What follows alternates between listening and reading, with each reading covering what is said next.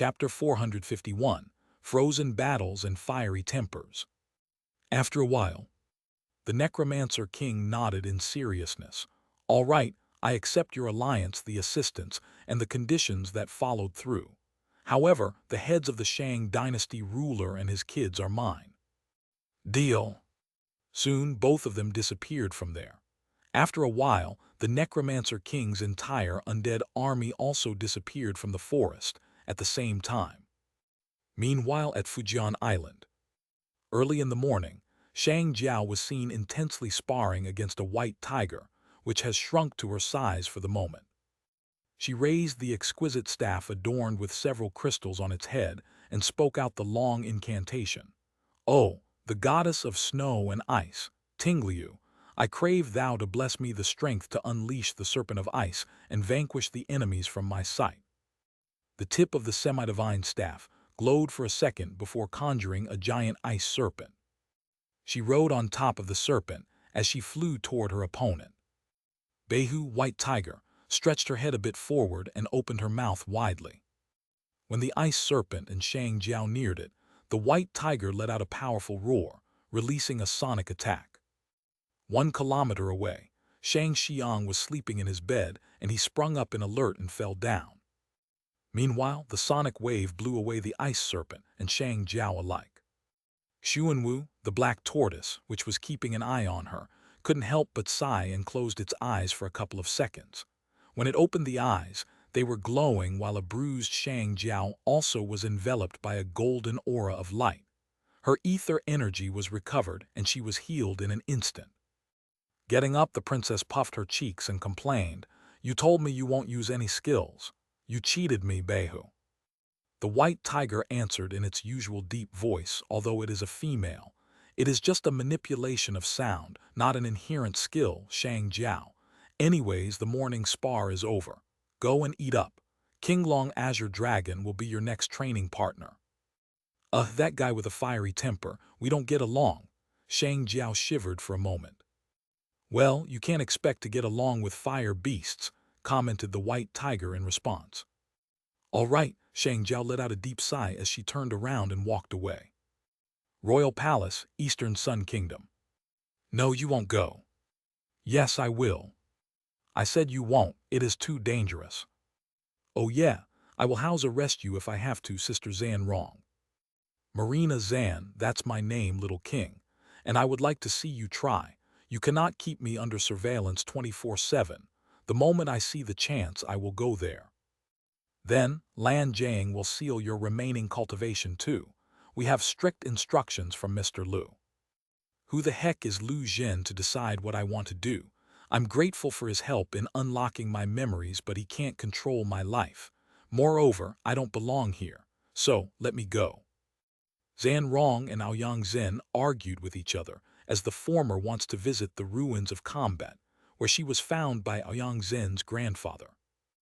Zan Rong intends to return to her world before searching for her lover, while Aoyang Zhen felt that she should be patient. After seeing how the Phoenix Empire ended up, he doesn't want any opportunity to displease Mark until they become close enough for the latter to turn a blind to his mistakes to some extent. Furthermore, Lan Jiang is on Mark's side, and Aoyang Zhen needed Lan Jiang. This legendary realm expert is the reason why there is no civil war in the kingdom. Once he disappears from Aoyang Zhen's side, the 13-year-old knew that it won't take long for the Helios city filled with chaos. Since Mark specifically requested him to keep an eye on Zan Rong until he says, Aoyang Zhen, even more, wanted to keep his promise now. Zan Rong originally didn't plan on going rogue either. But, as Mark was taking a while, she felt like her problem is being ignored, and she decided to take matters into her own hands. As Aoyang Zhen really did house arrest the girl whose behavior was no longer the same as the one he was familiar with, the latter's stubbornness only increased further. As the night arrived, she did exactly what she warned him. Around 3:30 in the morning, when Lan Jiang isn't around and the soldiers were half drowsy, she successfully escaped the royal palace on a flying horse. After 3 hours of non-stop travel, she finally reached the location. Meanwhile, at the royal palace of Lunaris, Western Moon Kingdom. Mark was walking back and forth in seriousness. He couldn't get his sleep as the words of a stranger echoing his head. No, there's no way it is possible. Technically, I'm not even Lu Zhen. He is dead in reality, so the fortune-telling shouldn't even apply to me. After all, I only gave Lu Zhen's birth details to him and he saw based on that. 18 hours earlier. After having lunch, with an excuse of going for a ride to recheck for the spot decided for the runway in the outskirts of the city, Mark left in his vehicle. He reached the trader's district and dismissed the vehicle before going on foot and looking for something. Eventually, he stopped before the fortune-telling shop named Ming Jiang Tang, Hall of the Clear Mirror. It has quite a long line outside. Mark calmly joined the line without intending to draw attention. The last thing he wanted is a rumor about how he consulted a fortune-teller. His black robes and hood did draw some attention, but it is a common sight seen everywhere. So, people didn't mind it much, and with some patience, Mark finally entered the tent after an hour. There, he was met with the sight of a tall man with long white hair that was reaching as far as his waist. He sure gave the impression of a sage in one glance. After confirming his identity through the eyes of God, upgraded from sage eyes, he sat down and let down his hood. The old man let out a smile as he commented in their first meeting, "Son, you have the radiance of someone from a royal bloodline. Tell me, what do you wish to know?" Mark was taken aback at first but calmed down himself and acted as if he wasn't affected by his comments. He didn't know whether this fortune-teller was indeed special as the rumors, or did he just praise him to fool him like the others. He said, "I heard that you are the best fortune-teller in this city. You can tell the fate of the people with their time of birth. I'm curious." "No, you are not," replied the old man named Li Chunfeng. After a brief pause, he added, "I see the clear disbelief in your eyes. You don't believe in fortune-telling. You merely wanted to test me." Mark was certainly surprised by Li Chunfeng's remark. He didn't deny it and just asked in a serious tone, "Then if I give you 2 birthdays and the time of births, will you tell me their fate?" Chapter 452, Shattered Prophecies and Urgent Missions. The old man continued to maintain a smile as he shook his head. "No, you probably misunderstood, son. With the time of birth and year, it is impossible to tell one's fate. Dozens would be born at the same time. However, if such a person is before me, I could tell his fortune for the near future, that's all. If it is marriage, then, I need either bride or groom sitting before me, and the other's date of birth is sufficient. I can see marriage in your fate in the near future. So, I guess you are here for the marriage compatibility and the fortune followed by it." Mark furrowed his brows in seriousness.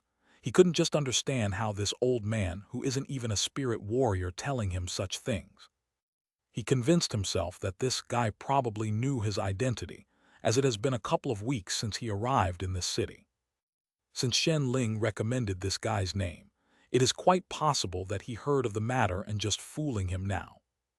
Mark decided to play along and said, "June 5th, 1768, time of birth, 2:12 in the afternoon. Tell me what you can say about my fortune." Let's see." The fortune-teller placed his hands on the glass orb before him and closed his eyes. He took about half a minute and then spoke in a deep voice. "In the realm of the Western Moon, a harbinger of peace shall emerge, an agent of harmony, destined to mend what's been shattered and scourged. With mighty strength, the barrier between North and South shall be erased, uniting the land under one sky, the division to be effaced. Love's embrace shall guide their steps, a union forged in devotion, yet a somber prophecy lingers, fated to test their emotions. As she blossoms into his better half, a tragic loss shall befall, his love torn from his grasp, destiny's cruel and heart-wrenching call. And on the day his eyes are opened wide, truth's veil lifted at last, a sorrow unfathomable shall engulf his kin, the die has been cast. Family, dear and cherished, shall be torn asunder in this hour, the weight of grief upon his soul, a burden he must tirelessly devour. His heart, once brimming with hope, shall shatter and bleed, for in his quest to protect, he becomes the catalyst of this world's need.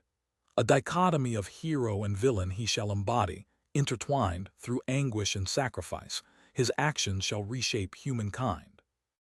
A destiny entwined with both light and darkness, a tale profound, the hero who guards, the villain who ravages, their roles renowned. The pain that echoes through his veins shall transcend his mortal core, for in protecting this world, his very essence it shall pour. Li Chunfeng then opened his eyes in realization.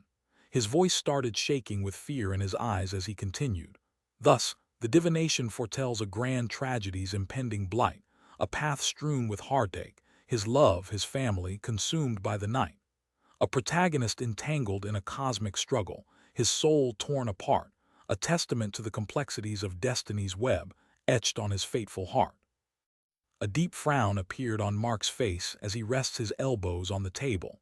He was in deep thought, trying to decipher what the fortune teller spoke to him. But one thing is clear. This guy is speaking of a tragedy awaiting him once he marries his fiancée, just like every fortune teller who wanted to make money. And Mark's mood isn't that great at the moment that he would listen to such prophecies and become worried about them. In a fit of rage, he rudely grabbed the glass orb and used his entire strength on the orb. Crack, crack, crack. The glass orb started cracking and eventually became several pieces. Looking at the shocked fortune teller, Mark then spoke in a threatening while looking straight into his eyes. Listen very carefully, old man. These people might listen to your bullshit, not me. I only stayed patient because of your old age and the fact that the royal family respects you. Now, I'll return with my soon-to-be wife. If you speak of such nonsense riddles to her, it won't be good for you. I need you to tell her that we are compatible and the auspicious date for our marriage is 2 weeks from now. Here, your fee for the job and compensation for the orb. Mark took out a pouch with 500 gold coins in it and placed it on the table. Li Chunfeng continued to shiver even after Mark left the place. He mumbled, things were already set into motion. Only a heaven-defying existence can change that man's fate. O Lord Yuqiang, why have you blessed a powerless being like me with such a gift? Back to the present. The words of Li Chunfeng haunted Mark and made him lose his sleep. No matter whether he believes the fortune-telling or not, as he decoded the words, he couldn't help but become worried. As he was walking back and forth for the whole night, thinking about how he should design security measures to ensure Song Yue's safety, even if nothing might happen, a notification from the system jolted him from his thoughts. Ding, you received an emergency quest. Stop Zan wrong. Mark looked at the notification screen floating before his eyes. It's been a while since he received an emergency quest, and its title didn't seem that good. As he clicked on the notification, the quest prompt opened up. Quest, stop Zan wrong. Description: Zan Rong was leaving this planet through a world teleportation formation. Stop her. Reward: rocket launching station. A specific reward for such an easy mission. System: what are you up to? Mark felt something is going on that he hasn't grasped yet. The fact that the system is willing to provide him with something that has nothing to do with augmenting his strength or equipping him with a new weapon is more suspicious. Ding, an emergency quest is called an emergency quest because it is an emergency situation. Now, will the host waste time or proceed with the quest? The host has 60 seconds to decide before the quest is regarded as a failure. Okay, all right. I will think about it after completing it. Mark clicked on the accept button. Would you like to directly teleport to the location? Yes, proceed. Ding, you will be teleported to the location in 3, 2, 1. Mark disappeared from the room. Chapter 453, From Combat to Earth 486, Unexpected Journeys. Ruins of Combat, Eastern Sun Kingdom. Located on an island, just about 10 km away from the coast of the mainland, the city of Combat held the throne for several centuries. However, from the late 12th century, the king stopped living in the forts and shifted toward castles and palaces. Using an excuse that a king should live with his people, not far away, one of the kings shifted his base to Helios City and used the fort of Combat as a citadel to protect the civilian officials and the treasury during times of war. As if the god decided that the king made the decision right, Over the next couple of centuries, earthquakes disturbed the ocean, and frequent low-magnitude tsunamis caused a lot of damage to the island city alongside the other islands nearby. After that, as the spirit beasts started living there, it became something like a forbidden zone until one day, Lu Zhen's grandfather managed to drive away every spirit beast from the ruins. No one knows when this teleportation formation was created here, but Zhan Rong only knows that she can get back to her world as long as she gets there.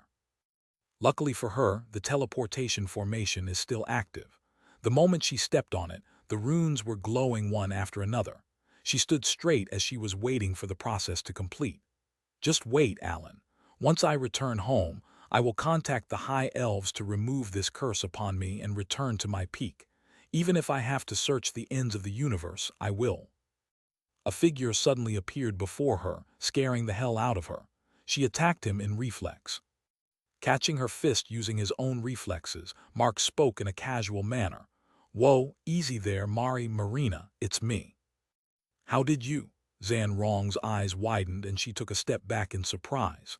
Before Mark gets to answer, something clicked in her mind and she said, "You put some sort of tracker on me." Mark exactly wanted to use the same excuse, so he played along and nodded. "You can say so. You are Alan's beloved. You are more or less my younger sister-in-law. Hence, I need to make sure that you are safe from any harm." "It doesn't appear that way to me," replied Zhan Rong in a sharp tone. She further said, "From what I gathered about you so far, it will be more convincing if you say that you are selling the weapon technology from my world, and you or your backer cannot afford to let me fall in the hands of someone who could access my memories." Mark couldn't help but furrow his brows when he heard that. The last time, everything is well between them. What might have happened that this girl is behaving as if he is her enemy? Whatever the reason might be, Mark isn't the type to listen to someone's accusations. He instantly countered her while trying to be as calm as possible. "If that were the case, I wouldn't bother acquiring the Eye of Talim and use it on you to unlock your memories. An entire sect is disbanded because of you. I promised you that I will bring Alan back, and I will put my life on the line to fulfill my promise. Trust me on that and return to the palace, Marina." Mark tried to convince her, but the 19-year-old turned out to be so stubborn that his 9 points of charm has no effect on her. Looking back straight into Mark's eyes, she questioned him. "Lu Zhen said that you are going to marry your fiancé soon. Tell me, would you sit around and listen to the words of a stranger whom you barely know when the love of your life gets lost God knows where? Answer me. Can you swear on your heart that you won't search for her because of whatever circumstances you have?" Mark could only become silent and shook his head, intending to be truthful to himself. "No." "Exactly," nodded Zhan Rong as almost all of the runes lit up. She explained, "He might be someone not important to you even if you claim he is a brotherly figure, but he is my life. I'm grateful for your help in caring for the royal family. That is why I waited in patience so far. I can no longer do it. Let me go." Mark stared at her in silence. He wanted to argue that he cares about Alan more than she could ever be. More than a brother, he raised Alan like a father. But when Zhan Rong questioned him whether he could be calm if it is Song Yue, he questioned his own feeling. Was it because he cares more about Song Yue, or is it because he trusts his younger brother could protect himself until then? He didn't come to a conclusion, and neither could he give his reply to Zhan Rong as all the runes were lit up, while his time was wasted in speaking with the girl and then thinking deeply. A powerful beam of light emitted from the teleportation formation and shot up toward the sky. It was so bright that even people in Helios City located more than 300 km spotted it. Fortunately, it lasted only for a moment. Meanwhile, Mark disappeared along with Zhan Rong. In an instant, they found themselves in midair, falling down 300 meters from the sky. "Kaya!" As Zhan Rong screamed, Mark hurriedly grabbed her hand and activated his bloodline skill. Icy wings erupted from his back in an instant, and they stopped falling. Zhan Rong raised her head to look at Mark in a bit of surprise. On the other hand, the latter was reading the series of notifications on the holographic screen that popped up before his eyes. Ding, you failed the emergency quest. Ding, you were being transported away to another world. Ding, you entered Earth 486. Ding, scanning the new planet. Ding, is registered in the system's database. Ding, gravity is detected 0.78 times that of the host's home planet, adjusting the host's body to the planet's gravity. Ding, oxygen isn't abundant in the planet's atmosphere. It is roughly 4.86%, adjusting the host's body to the planet's atmosphere. Ding, you received a side quest hero. Ding, you received a new side quest, Extraction. Ding, you received an emergency quest, Savior of the Royal Elves. Ding, you received a new side quest, Find the Princess. Ding, you received an emergency quest, Kill Zalazar. Chapter 454, The Unveiling, Earth 486's quests await. Quest Hero. Description: Planet Earth 486 is infested with demons. Help the inhabitants of the world and exterminate the demons, as many as you can, until they hail the host as a hero. Reward varies on performance. Accept. Quest Extraction. Description: Planet Earth 486 is filled with mithril mines. The host must use this opportunity to extract as much as he can. Reward: 1,000 gold coins for every kg of mithril the system can extract from the ores the host has excavated up from this planet. Accept. Quest Savior of the Royal Elves. Description: The Royal Elves, the celestial elf race of this world, have been imprisoned at the Tower of Zalazar. Reward: Tactical UAV or Armed UAV. Choose one. Accept. Quest Find the Princess. Description: The princess of the Ixodus Empire, Alolan Silverleaf, has been on the run, evading the demons.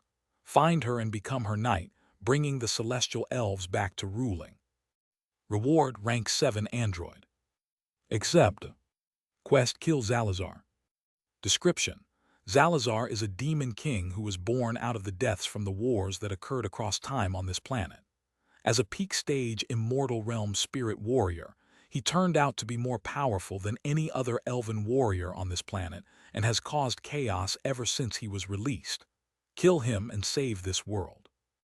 Reward: Tier 5 Bloodline Random. Accept. He accepted all the quests, but didn't choose to teleport to the quest location right away, as he wasn't interested to complete the emergency quests right now. Since the planet is registered in the system's data, he could teleport to this place at any time. Hence, he postponed it to some other day. As for the woes of the natives of this planet, why would he care about it anyway? In his eyes, the elves were the same as trees, ants, chickens, pigs, cows, etc. And right now, his attention was grabbed by the mithril ore. After confirming that the system will not take the mithril away, even after providing him a map as a quest item that has the spots, and whatever he extracted just belonged to him, Mark decided to focus on it. But before that, he has to do something with this stubborn sis-in-law of his. The reason why he didn't release the seal on her using his seal breaker skill is because of the fear that she will try looking for Alan and risk her life.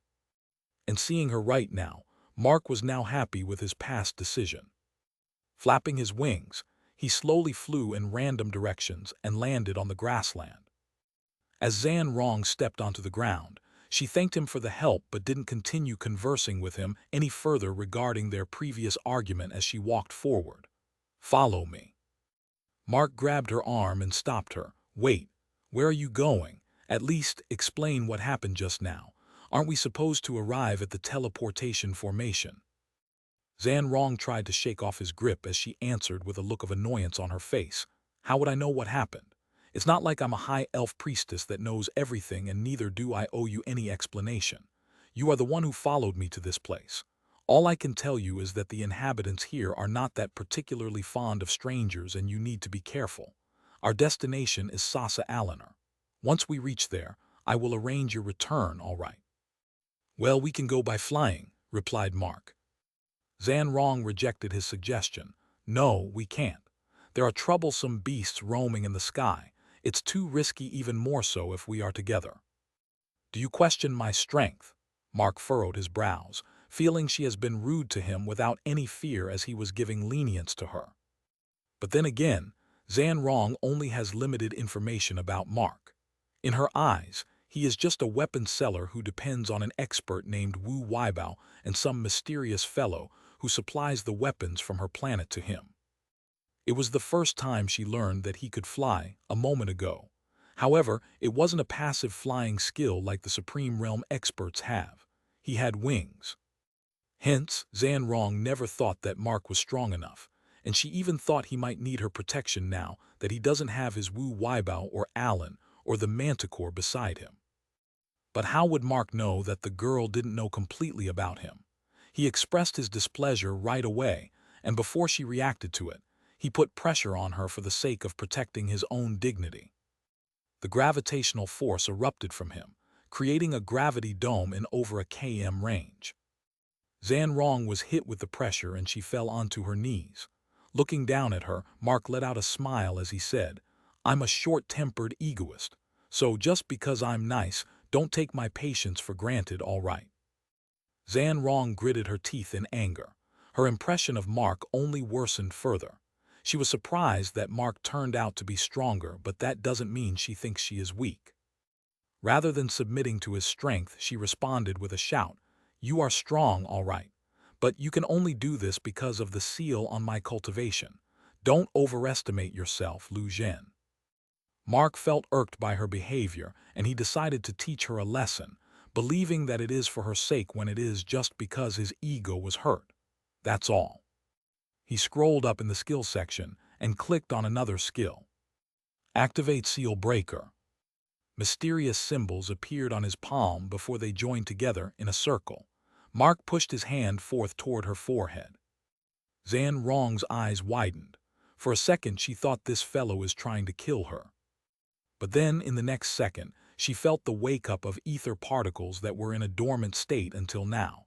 She felt the surge of strength. My cultivation realm has returned. Mark retracted his hand and said, "There you go. Now you can exert your full strength. Go on and try to break out." Zan Rong tried to stand up, but she couldn't move from the spot. Her legs felt too heavy. Even her ether particles seemed like they were paralyzed on the spot. Just who in the hell are you?" Zan Rong asked with a pale look upon realizing that she was at the mercy of this fellow. "Just a weapon seller who cares about Alan and the one who can get you home, back at Earth. It will be quite helpful if you stop being a brat and listen to your elders once in a while. Now I'm going to free you. If you continue to be uncooperative then, don't blame me for what happens next. So behave, all right." Zan Rong stared at him for a few seconds and in the end, she nodded in agreement. "Fine, you win." She didn't have thoughts of attacking him over such an incident. Instead, she plans to run away from him when the opportunity arises. As for the so-called tracking seal on her, she believed, she can remove it with the help of the high elf priestess at the palace. She just needed to get back to the palace. Until then, she planned to cooperate with Mark. Chapter 455. A Weird Ritual in Void Temple, Xin Rui's Vow of Revenge. In the sky, the Divine Throne was flying at hypersonic speeds in the form of a fighter that looks like an F-14 Tomcat. Mark was sitting in the pilot seat, but he wasn't piloting at all. He just sat in the front and let the girl sit in the back. There's a reason why he transformed the Divine Throne into such an appearance. He wants to give Zan Rong peace of mind. He thought it is best if she doesn't see his face for a while after the recent incident, as she might not be in the mood to talk. Once her bad mood subsides, he hoped for things to become normal. They traveled for a couple of hours before ending up at a place that seemed like a large city. However, almost all the buildings were damaged, and dark creatures could be seen roaming here and there. Some of them are two-legged, some of them are four-legged, some of them even have wings, and most of the two-legged ones have weapons like swords, staffs, and bows in their hands. However, all of their bodies are just made up of skeletons. And the strongest of them all is an undead dragon, which is sleeping on top of a large mansion located in the heart of the city. From about 500 meters away high in the sky, Mark was observing the situation through his sniper rifle. Zan Rong roughly judged the situation and reached out to Mark's shoulder, tapping it. As Mark turned his head, she said in a worried tone, "Let's go." "You don't want to check for the survivors?" asked Mark. Zan Rong shrugged her shoulders and replied, "Not my family or friends. I don't care whether they live or die. For me, getting back home is most important right now." Usually, Mark also has the same opinion as her, but he didn't expect his brother's girlfriend to turn out to be indifferent to the lives of others but extremely care about her family. For a moment, he felt like seeing himself in the mirror. However, Mark doesn't agree with her demand. He has quests to finish, and there is a good opportunity before him. Hence, he equipped the exoskeleton suit and exited the plane, leaving his future sis-in-law alone in the floating plane. "Hey, wait, where are you going?" She slammed the window glass on her side as she looked at Mark, but she only received a response of a two-finger salute from Mark before he dived down toward the city. Meanwhile, inside the dimly lit mansion, a tanned male elf was seen soundly sleeping on a bed. At the same moment, Mark's feet touched the ground. His eyes opened, which were scarlet in color and glowing. The veins were black in color, contrary to the usual red in elves or humans. He took a deep breath and sniffed like an animal. A wide grin immediately escaped his mouth.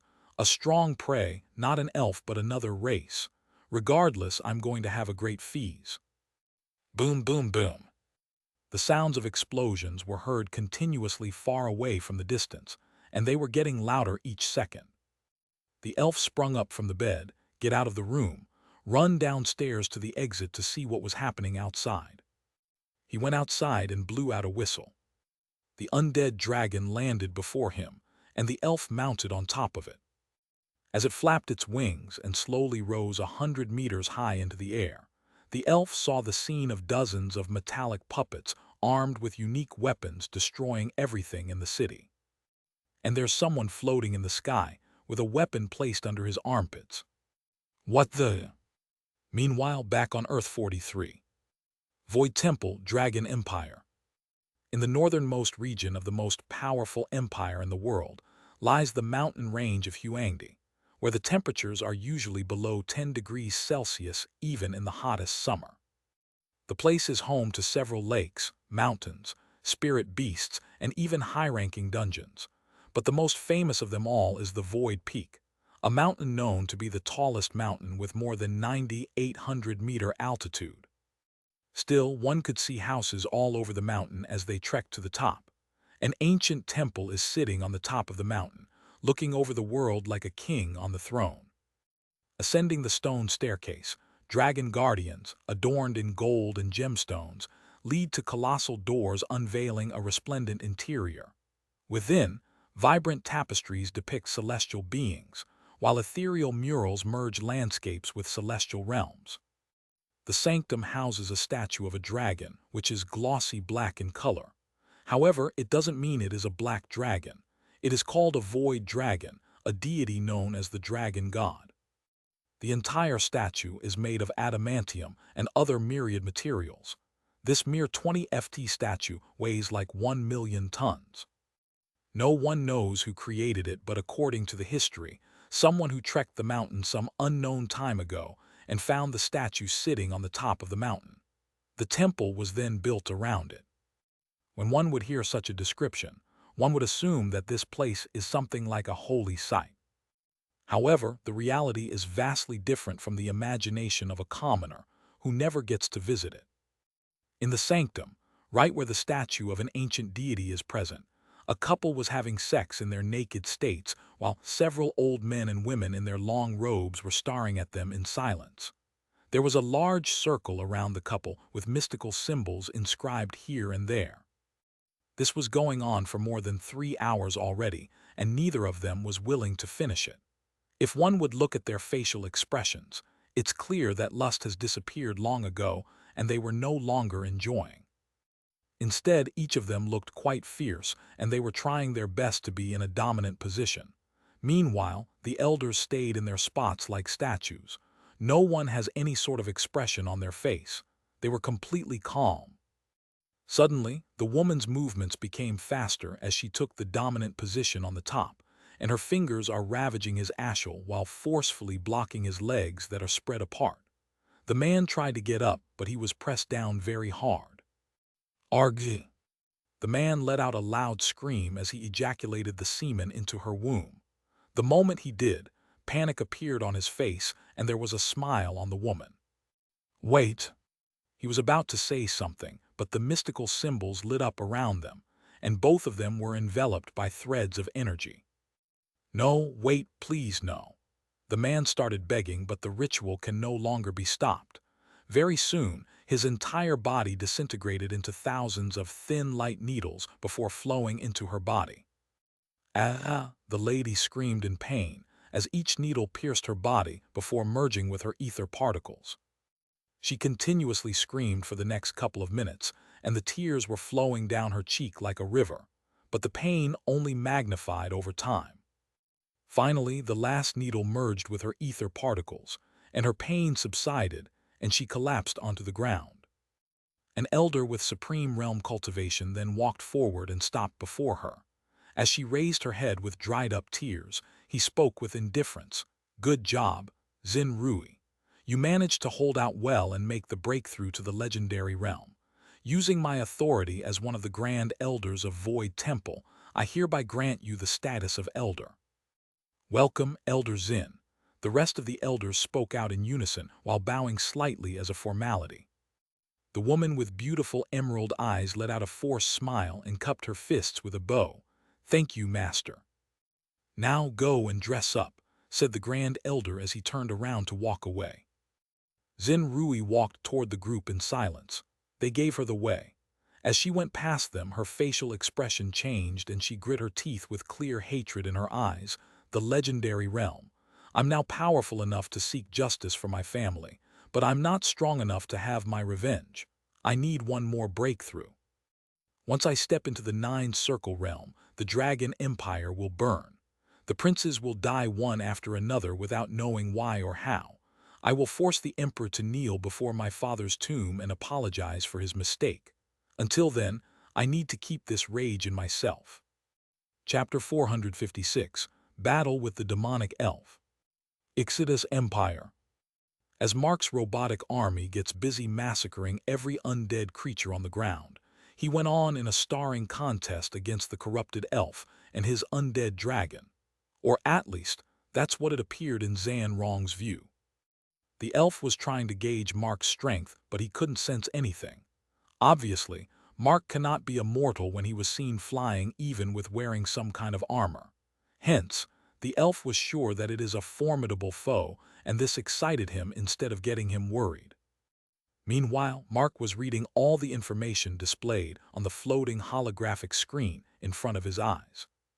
The guy is named Alendir, and he was supposed to be a seven-circle realm spirit warrior. However, due to the corruption by the demonic souls that merged with his, the cultivation was raised to the eight-circle realm. As for the undead dragon, it was a red drake of six-circle realm. The elf killed the beast and turned it into an undead by sharing some of his demonic energy.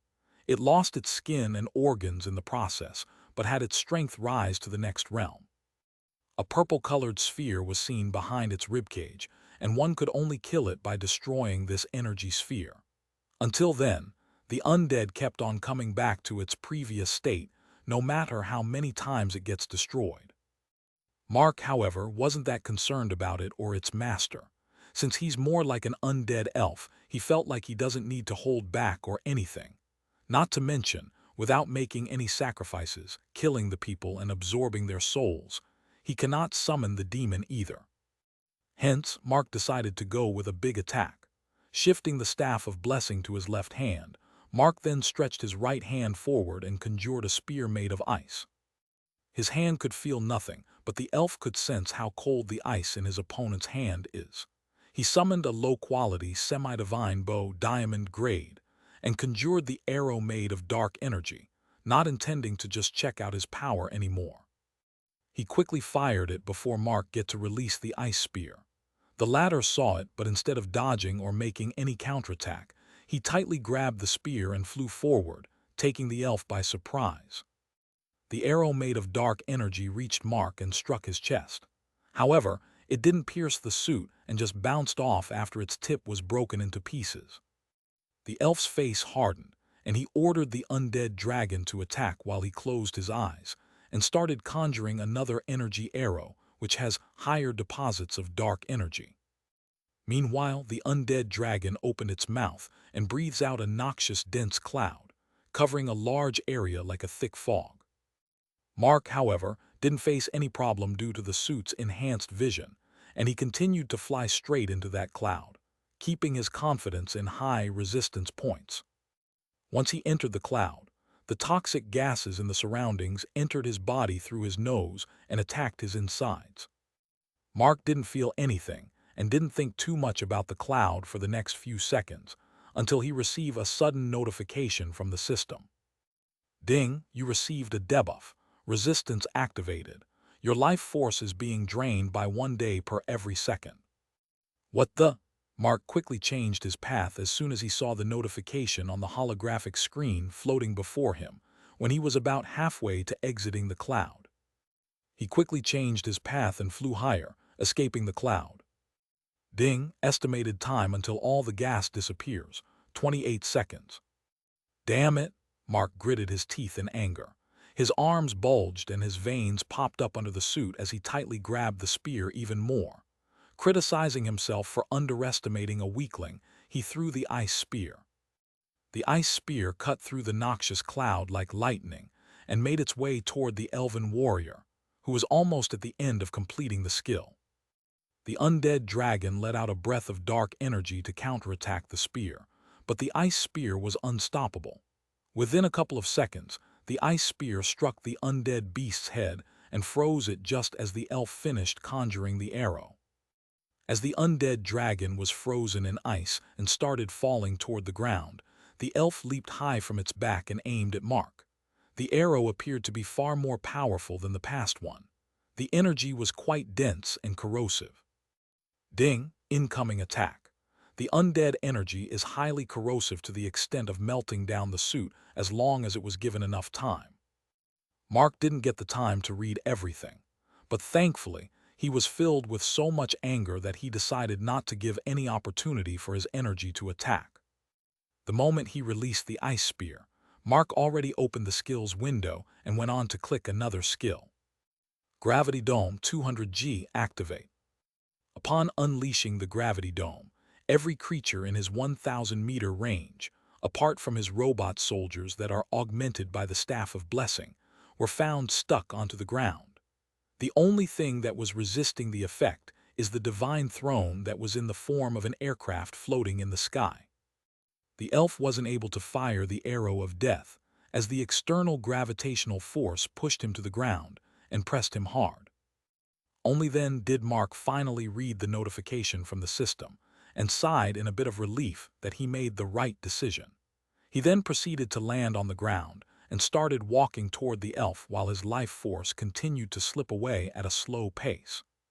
"So, Mr. Elinder of the Fireheart clan, I have questions for you," said Mark as he crouched nearby the elf and looked at him coldly. He was trying his best to not kill the enemy, feeling like the information is worth his patience. After reducing the gravity from 200G to 100G so that the elf could answer, Mark then spoke. "Let's start with the strength of your leader and his location." The elf's eyes widened and his pupils dilated while his voice quivered as he responded. "How?" Chapter 457, Interrogating the Demonic Elf. The elf wasn't shocked because his identity got revealed by the enemy. He wasn't also shocked by how the enemy overpowered him easily. Those numbers are quite high in this realm. He just couldn't comprehend the fact that Mark crushed him to the ground using Gravity Dome. As Mark tried to interrogate him, the elf named Elinder roared back with a look of shock and anger on his face. "How in the hell you acquired this power? There is no way you can control the gravitational force unless you are from the Void Realm, but you clearly look different from him." Void Realm? Mark didn't understand what this elf was spouting. He heard of the Void Temple but never heard of this Void Realm. Maybe it is where the Void Dragons are available, With the cores of these dragons, the system made the upgrade crystals. However, Elinder's words made one thing clear. There's someone who can also control the gravity. Well, since the system listed the gravity attribute in the store, it should be possible someone had this attribute in this infinite universe. And perhaps, Void Realm is like some other Earth in some plane of existence. Or so, Mark thought, and threw away those useless thoughts in a jiffy, putting his focus on his immediate goal. Consuming another 20% of his ether energy, he summoned one more ice spear in his hand and then spoke while almost touching the elf's right eye with it. I'm the one who asks the questions, not you. Now, I will ask you a question one after another, and when I do, I expect every answer from you within 5 seconds, or else you are going to die. Understand? As the elf stared at him with fear written on his face, Mark further reduced the gravity to 50G and asked, "Where can I find your direct superior who you will answer and follow the orders?" The elf quickly answered while panting like a dog, "Ozalona City. His name is Krajan." "Good." Mark let out a smile and went to the next question. "Second, who is the leader of you guys, the corrupted elves, and what about her cultivation level?" With his heart rate at its peak, Elinder replied quickly once again, this time lengthy explanation. "Eal the Great. He is our king, the one who freed us from the evil Ixodus Empire. He is a supreme being, peak 9 circle. However, the one who you have to worry about is not him. It is Prime Minister Vexiorn. From what I know, he is of a superior race called the Machian with origins in the Void Realm and at least has the cultivation level of a demigod. He can control gravity just like you, but on a large scale and with more power. Because of them, we were liberated from the royal family, and I received the power of death, which is even superior to necromancy." A demigod, eh? Mark's lips curled up beneath his suit. He felt like he doesn't have to worry anymore, contrary to what the elf has expected. Now, he was just wondering what else he can find out from this guy. However, Elinder thought that Mark, who stayed like a statue, was in deep thinking. The elf was under the impression that he successfully intimidated the enemy, or at least make him distract for a moment. Intending to take the enemy by surprise, Elinder closed his eyes and concentrated on his ether energy. Since his ether energy was being suppressed by this invisible pressure, he was thinking about expelling all of it to repel every force on his body. He was sure that the undead energy will surely hurt the opponent, and he could use this time to escape. And just in about 5 seconds, dark-colored energy erupted from the elf and suddenly struck Mark, who was standing just a few inches away. The ice spear that was threatening the life of the elf was corrupted by the dark energy and started dissolving. However, to the surprise of the elf, his body didn't move an inch from the spot. The force was clearly not enough to physically hurt Mark's body, which has more than 9 points of strength and has a highly durable suit equipped. Unlike the toxic gases, the energy couldn't invade his body. However, the suit wasn't completely immune to the corrosive nature of the undead energy. Once again, Mark received a notification as the suit started melting down. Ding! Exoskeleton suit VII's durability is being reduced by 1% for every 60 seconds. Estimated time for the complete meltdown, 10 minutes. Ding! The host could nullify the debuff on the suit with a purification stone. Purchase and apply for 50,000 credits. "Do it," screamed Mark in his head before leaving the ice spear and growling, "Maximum." The gravitational force in the gravity dome increased to 200G instantly, forcing the elf to get crushed back to the ground. Arg, Elinder, whose ether energy reserves became empty, could no longer be able to resist the effect of increased gravitational force. His blood vessels ruptured, his vital organs were damaged, including his heart and brain. His skeleton couldn't bear the pressure for a longer time. The sounds of breaking were heard, although by that time the elf's life was already gone. All the undead beasts connected to him and were currently had their bones broken into dozens of pieces, just turned into specks of dust at the same time. Only the frozen undead dragon was still alive, but the red glow in its eyes turned white. "Okay, done." Mark went to the next step. "Open Orb of Baal." The holographic screen with an illustration of a tea kettle appeared before his eyes. Below the image, there is a clickable option with the word, Absorb. Mark clicked on it. In the next second, the elf's soul in the form of a wisp escaped his corpse and flew into the screen as the lid of the kettle opened. Before, it used to be a circle showing the percentage, but Will requested the system to change the appearance as it seemed a bit boring. Once the soul was absorbed by the system's function, Orb of Baal, the kettle is seen as only 45% filled. Only 45%. He is a legendary realm expert, though. Mark was just about to blame the system for purposely making things harder for him. However, before he did that, the system surprisingly had given him the reply on its own. Ding, Elinder's soul is corrupted. Mind I remind the host that the percentage depends on not just the strength of the soul, but also its purity. Ah, that's right. Mark suddenly felt like he had become dumb. Even earlier, he was too careless, and the result was the loss of 50,000 credits, i.e. 250,000 gold coins. Not just that, he even lost 28 days of life force from his body. For what? Nothing. He might have gotten some intel on the enemy and gotten to use the Staff of Blessing, but still, it didn't make him feel any better even when he tried to convince himself. It was then his eyes fell on the undead beast that couldn't escape the frozen state, but still isn't dying either. How about? A thought came to his mind, and he immediately opened the skills section with a smirk on his face. That toxic gas released by this beast is something worth researching. He proceeded to click on the tamming skill.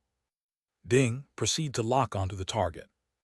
Chapter 458, Unseen Consequences and Unexpected Saviors. After a while, in the skis of the Ixodus Empire, Zan Rong was seen flying on the top of an undead drake, while closely being followed by Mark in his suit. The divine throne was resting in Mark's inventory, as his companion had to lead him to their next destination. Mark manipulated Zan Rong to abandon her original path and made her follow his way by revealing all the details he could conclude from the quests. As for how he knew all the details, with a straight face, he blatantly lied to her that he extracted memories from the elf before killing him. Zan Rong also believed him, as she knew Mark was someone capable of achieving unimaginable feats. Furthermore, she had to rely on him now that their world has fallen, and she wasn't sure if her allies are still alive or not. Hence, despite her disgust toward undead beings, she still cooperated with him and flew on top of the undead drake and acted as the guide. With Zan Rong taking the lead, they made their way to Ozalona City, which is not more than a 30-minute journey considering the fact that the undead drake's flying speed exceeds 300 km/h. Much like the previous one, Ozalona City also looked quite desolated with ruined buildings everywhere, undead beasts aimlessly roaming around, and little to no signs of life around. It means there would be no problem if Mark goes all out and destroys everything he sees. Or so this weapon seller thought at first, but then a notification from the system changed his mind. As they reached the skis above the city, Mark ordered Zan Rong to stop as he stared at the notification screen before him. Ding, your quest, find the princess, has been updated. Quest, save the princess. Description: the princess is in captive of an elven lord named Krajan. Defeat him and save the princess. Reward, rank 7 android. Ding, you received a new emergency quest. Quest, free the slaves. Description: hundreds of elves were imprisoned by Krajan and were used to mine orichalcum ore lying on the outskirts of Ozalona City. Give them the freedom. Note: the mission is considered successful as long as more than 70% of them successfully escape with their lives intact. Reward, upgrade stone normal. Except, Mark's smile beneath the suit widened in excitement. Seeing him clenching his fist, Zan Rong misunderstood that her companion was probably shaken by something he saw in the city. She doesn't know what that is, but since she is already in the boat, she had to make it her business. Not to mention the fact that she had to display her true strength so that Mark stops thinking that she is a person that needs his protection. Without waiting for Mark's approval, she summoned her semi-divine weapon and jumped from the back of the undead drake, startling the weapon seller. "This woman," he cursed under his breath and followed behind her while telepathically ordering the drake to target the undead. Thud! A small crater was formed as Zan Rong landed on her foot, while a layer of ether energy protected her legs. Her grip on the staff was tightened as the nearby undead monsters smelled her presence and rushed toward her as if they found a delicacy. She raised the staff above her head, and ether energy flew into the staff, making it glow before she slammed its bottom tip onto the ground with a roar. Die! Mark was stunned for a moment as dozens of unknown tree roots that were as thick as 2ft4ft erupted from the ground and shot toward the incoming monsters. "Damn, she has got some skills. No wonder she acts arrogant," he muttered under his breath. In an instant, at least 30 of them were captured by these roots and then were squashed into bits of pieces. The remaining 3 of them successfully evaded the attack and lunged at their prey. Just as Mark was about to take action to save her, he saw ether energy was pushed out of his companion and transformed into a suit of armor, blocking their attacks. Zan Rong then swung her staff like a baseball bat, blasting them away for at least 100 meters. They crashed onto the walls of the buildings. "Humph, weaklings!" Zan Rong let out a snort and then raised her head to look at the floating figure above her. She looked at him as if she wanted some sort of praise as a comment. However, Mark didn't react as she expected. Instead of confronting her for being reckless or praising her for her power, he just spoke indifferently. "You can keep having fun here. I'm going after the main boss and finish this quickly. The undead drake will take care of your back." After informing her of his decision, he flew toward the fort built on top of a hill at his fastest speed, hoping that his enemy would be there. Quite surprisingly, when Mark neared the fort, he saw the enemy was already waiting for him. An elf with demonic horns was seen silently flapping his large red wings and calmly looking at him as if he wasn't surprised by Mark's exoskeleton suit. With a look at his details, Mark realized that this was Krajan, one of the 5 dukes of the Empire. His cultivation level might be at low 9 circle, but he is a high elf, which is considered royal bloodline, and that also means his ether quality is at the peak grade and has the knowledge of unique skills. Furthermore, he appears to have dual cultivation paths. One of them is a mage and the other is a seer. Usually, his identity and calmness would make his opponents wary, but Mark was different from the rest. He doesn't think much of anyone below Saint Realm, 12 circle, because of the trump cards he possesses. Stopping a few meters away from the enemy, Mark then spoke. "You are Krajan, I suppose." The Duke of Reiron calmly commented in response, putting forth a proposal. "I'm waiting for you, the human from the mortal plane. You, who have the bloodline of a divine beast, are not an enemy of mine. So I shall give you what you want as long as you shall not involve in the affairs of His Majesty. You can take the princess and return to your world with her." Mark was slightly taken aback by the unexpected proposal from the enemy in their first meeting. But then, as he took another look at the holographic screen where Krajan's profession is written, Mark felt like the guy probably saw this coming. The question is to what extent. The one who knows the future often has the leverage, and Mark doesn't want to risk anything that can jeopardize his rewards. After thinking for a bit, Mark replied with a nod. "All right. As long as you release the princess, I swear I will return without making any trouble." It was then the Duke of Reiron suddenly raised his hand. Mark became alert and thought the enemy is going to attack. Instead, Krajan snapped his fingers and an unconscious figure appeared in his arms. The beautiful lady has some sort of energy collar around her neck. "This collar is my leverage, human. You make one mistake and she dies. I hope you keep on your word," spoke Krajan as he released her. The unconscious lady slowly started floating toward Mark as the latter instantly activated his ocular powers because of how easy this mission was going. A person like Mark wouldn't even easily believe the words of his mother, much less a stranger, and that too, a corrupted elf. The reality surprised him once again as the floating lady, indeed the princess of the royal family, of Ixodus Empire.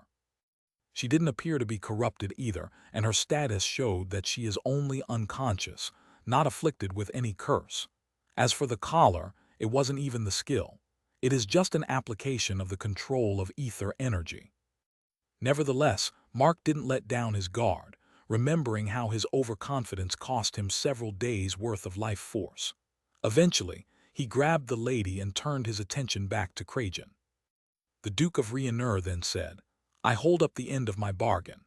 You can now leave our world. The nearest teleportation formation is located 50 kilometers to the east, on a small island in the middle of Reincarnation Lake. Ding, you completed the quest.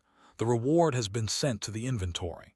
Seriously, Mark couldn't just believe how easy the quest was over without lifting a finger. He could barely control his excitement as he opened the inventory to immediately check what kind of android he received.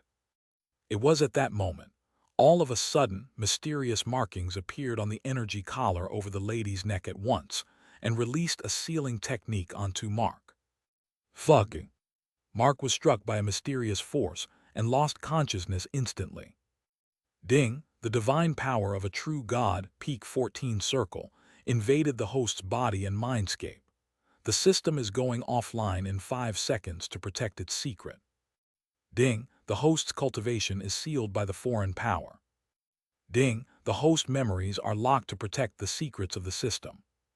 Mark and the elf started free-falling onto the ground. Krajan quickly flapped his wings and flew toward them and caught them. Landing on the ground, he threw away the princess without a care and then looked at Mark in seriousness.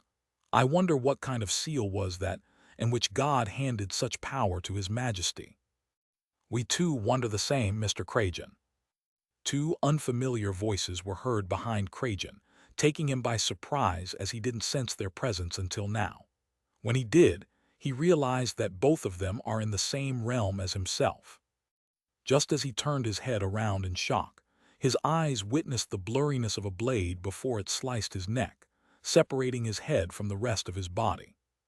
Chapter 459, Forgotten Memories and a Deity's Secret Scheme. 2 days later, at Sylvandrial Dominion.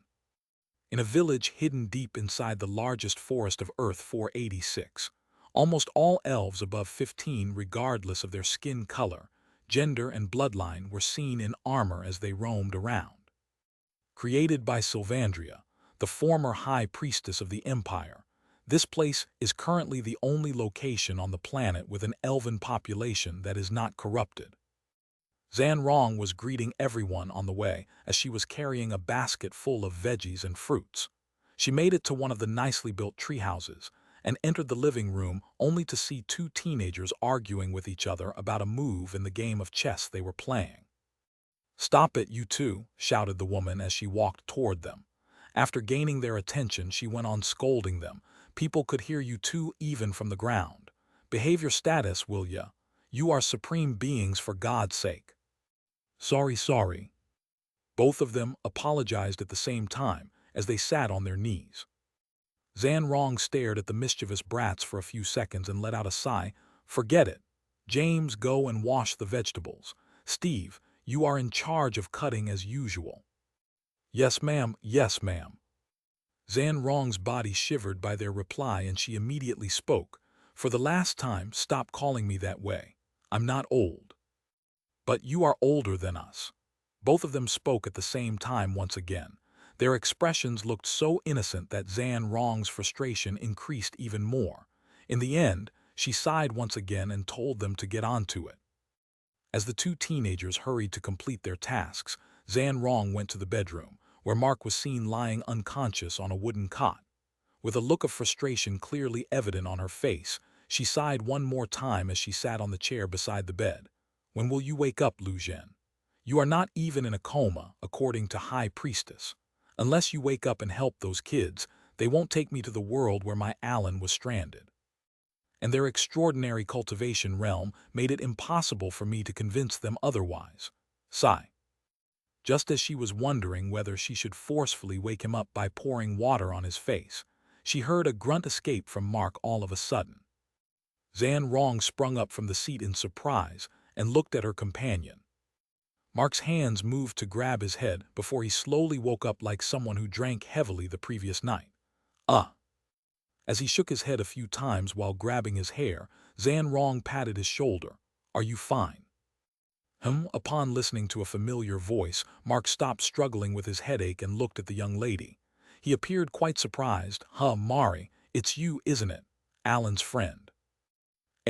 Zan Rong was slightly taken aback at first because of his words and his usage of the English language from her world, but she nodded with a smile and replied, Of course, it's me. I knew it at first glance. Mark's face glowed in excitement. As if he received a boost of energy and became completely sober, he sat straight as he asked a series of questions. Where is Alan? Are you still in contact with him? By the way, how did you find me? I thought I was a goner for sure. Anyway, did the police or army personnel stop by? What did you say to them? It doesn't seem like I'm at a hospital. Where am I anyway? Never in the world did she expect Mark to react in a strange manner that just doesn't make sense to her. He was behaving like a completely different person.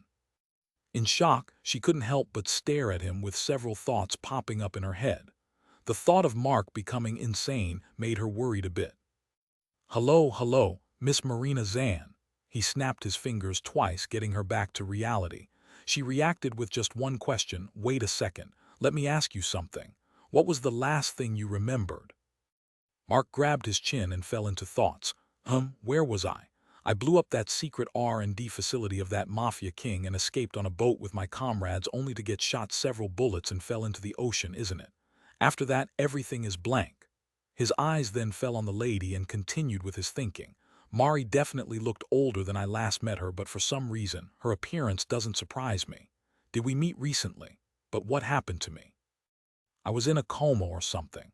Wait a second. How do I know for sure that she isn't with some organization? The fact that she appeared familiar somehow makes me wonder whether she is a part of the mafia gang too. Everything feels suspicious. But if she's innocent and this is a misunderstanding, I'm gonna disappoint my brother. I wonder if they were dating or still friends. Let's just act carefully without leaking any secrets and see if there's anything unusual before taking any action. He shook off his thoughts and then took a deep breath to become completely calm before continuing to converse with the lady. My memory is still a bit hazy. I just remembered getting honey-trapped by a girl and getting abducted by a mafia gang. After that, it is quite blurry. Honey trap, mafia gang, what bullshit this guy is spouting. Did he really go insane? Or did it really happen at some point in his life when he visited my planet? If so, how many years ago was that? Zan Rong's worries heightened immediately.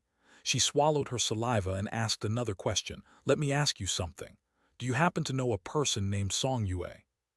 Song Yue, who is that?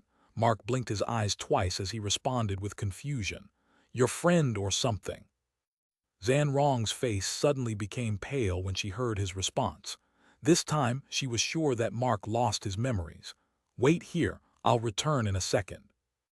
In a panic, she turned around and swiftly left the room, bringing back the pair of teenagers with her. Both of them looked happy as they saw Mark, who stepped down from the bed, and one of them looked so happy that tears welled up in his eyes. The boy named Steve couldn't stop himself from rushing forward and giving a tight hug to Mark, taking him and Zan Rong by surprise. I'm glad that you woke up, Dad. Dad. A strange silence filled the room for the new few seconds. What the F? Meanwhile, in the plane of celestials, a figure shrouded in a blinding flash of light opened her eyes and let out a smile. He woke up quicker than I prophesied. No wonder it chose him as the host.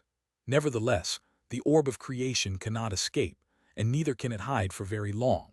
Before it makes any counterattack or someone else finds it out, I have to firmly assimilate my energy with his body so that I can harvest it when the time comes. Once the orb falls into my hands, I will have the power to overthrow the Jade Emperor. Chapter 460, Chronicles of Frozen Time, A Reckless Journey to Save the Past. Year 18, Age of Mark. Earth 43, Plain of Ice and Fire.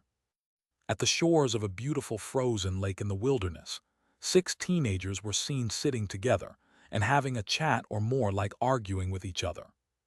No, it is too risky, Steve. You never operated it before, said a girl with pointy ears. She was frowning in displeasure. "Come on, it's not like we are some mortals that we needed to worry about such risks. We can even breathe in space," replied Steve. He added, "And it's not fair that only the eldest brother is allowed. We are not weaker than him in any way." "Then why don't you tell it to Dad and convince him?" the elven girl argued. "If Uncle knew about it, you will be grounded this time for sure, and even your mom won't be able to save you." A male with pointy ears supported her. He was her twin. Another human girl joined the argument. Age 16 but with large round spectacles and some book in her hand, she spoke. "And even with success, there are consequences to time travel, Steve. Eldest brother understands that, but you don't. You are reckless and bound to cause trouble, putting the history at risk of alteration." Steve got frustrated. His feelings were clearly evident on his face, which reddened. He couldn't help but shout at her, "I know the consequences of time travel, all right? I don't need you, clever clogs, to teach me what is right and wrong. Get lost, glasses." "Humph, whatever." The girl with glasses didn't take his words much seriously and opened the book to continue her reading. "Hey, that's not a way to treat your sister. Steve, what are you doing? How dare you talk to her like that?" As the two elven twins started scolding Steve and the latter provoking them into a battle, the eldest of this group decided to end this pointless argument by coming in support of Steve, changing the equations in an instant. Named Silver, the 17-year-old spoke. "Everyone, calm down for a second. Uncle Alan gave the spaceship to Steve as a birthday present. It is his right to use it however he wishes. And in the worst case, I'll request my mom to use the Orb of Chaos and cover up his mess. Of course, he will be facing consequences for that, but for now, we should give him an opportunity to prove himself that he is responsible too." When Silver spoke of his opinion, the elves immediately calmed down and agreed with him. It was then the last remaining sibling, who didn't actively participate in the argument and stayed neutral until now, responded, "I will go with Steve, just in case. And don't worry, I'll just go to a few years back and make sure that I won't meet you fellas," added Steve, looking quite a bit annoyed that people are not taking his opinion seriously. As the others agreed, Steve and James boarded a spaceship that looked more like a spider. Once they got in and the doors were locked, Steve rushed toward the control system and started setting the time period. Walking toward him, the curious sibling asked, "Where are we going?" Steve then let out a smile, "To the Empire of Ixodus, 19 years prior." "Wait a second," James was stunned for a moment. "You can't be serious, just now you told." Steve cut him off as he pulled up the levers and pressed the switch. "Sorry bro, but I lied. We are going to save Dad by altering his timeline." "What? But that might—" Before James speaks anything, the time ship, otherwise known as the Chronos, launched toward space at the speed of light before eventually turning into specks of light and disappearing from the timeline.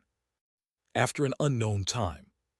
In the skis of Ixodus Empire, during the time when chaos is occurring all over the world due to demonic possession, a portal opened and specks of light emerged from it before turning back into a time ship, only to crash on the ground and make a large crater instead of a soft landing.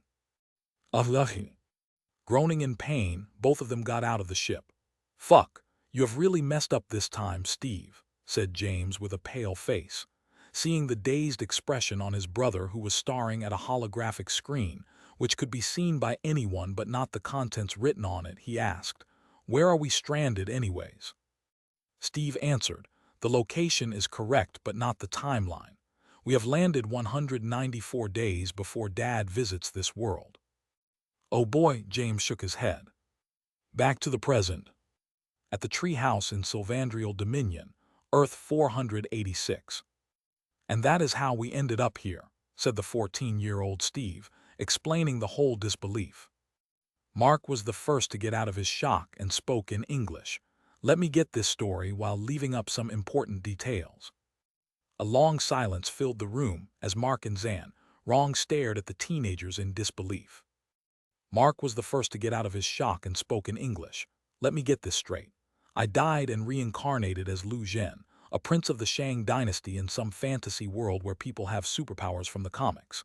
Both of you are my sons from the future, and you came here in the time ship that I built to save me from some sort of disaster. In the process, your ship has been wrecked and both of you are stranded here for the past few months.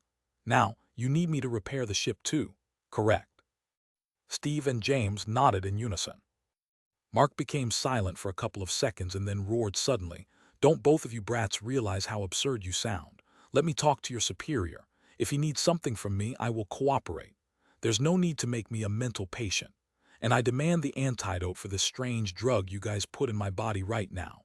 He then turned his head and sternly looked at Zan Rong, who is also in shock. "And Mari, you haven't answered about Alan. I need to see, or at least talk with my brother if you could help me." Zan Rong couldn't properly digest the fact that Lu Zhen was her brother-in-law, or at least in his past life. Suddenly, everything made sense to her. No wonder Lu Zhen knew about modern weapons. No wonder Lu Zhen knew English. And no wonder Lu Zhen is looking after her too. It was because he has the memories of his past life. If she hears this a few years ago, it would sound too absurd. But after she experienced the world of elves and powers erupting from the ether energy, the concept of reincarnation doesn't sound ridiculous at all. Little did she know that Mark didn't reincarnate, but transmigrated. However, whether Steve and James kept this secret or were unaware of the secret is something that stays as a mystery for now. Back to Mark, as he was clearly refusing to believe their explanation, thinking that his senses were altered by some kind of drug that will make it seem like he was in a different body than his own. James could only let out a sigh and spoke, "Fine, suit yourself, Dad. Consider yourself as our prisoner for now. Repair our ship and we will free you. Until then, the effects of the drug will stay inside you." James. Steve couldn't believe his brother would play along with their dad instead of clearing the misunderstanding. As James gestured for him to trust him, Steve calmed down himself by assuming that Mark will probably get to his senses once he experiences reality. He just needs to focus on protecting him. That will be enough. "I knew it." Mark believed James' lie as it aligns with his theory. He added, "See how easy it becomes if you kids just be truthful.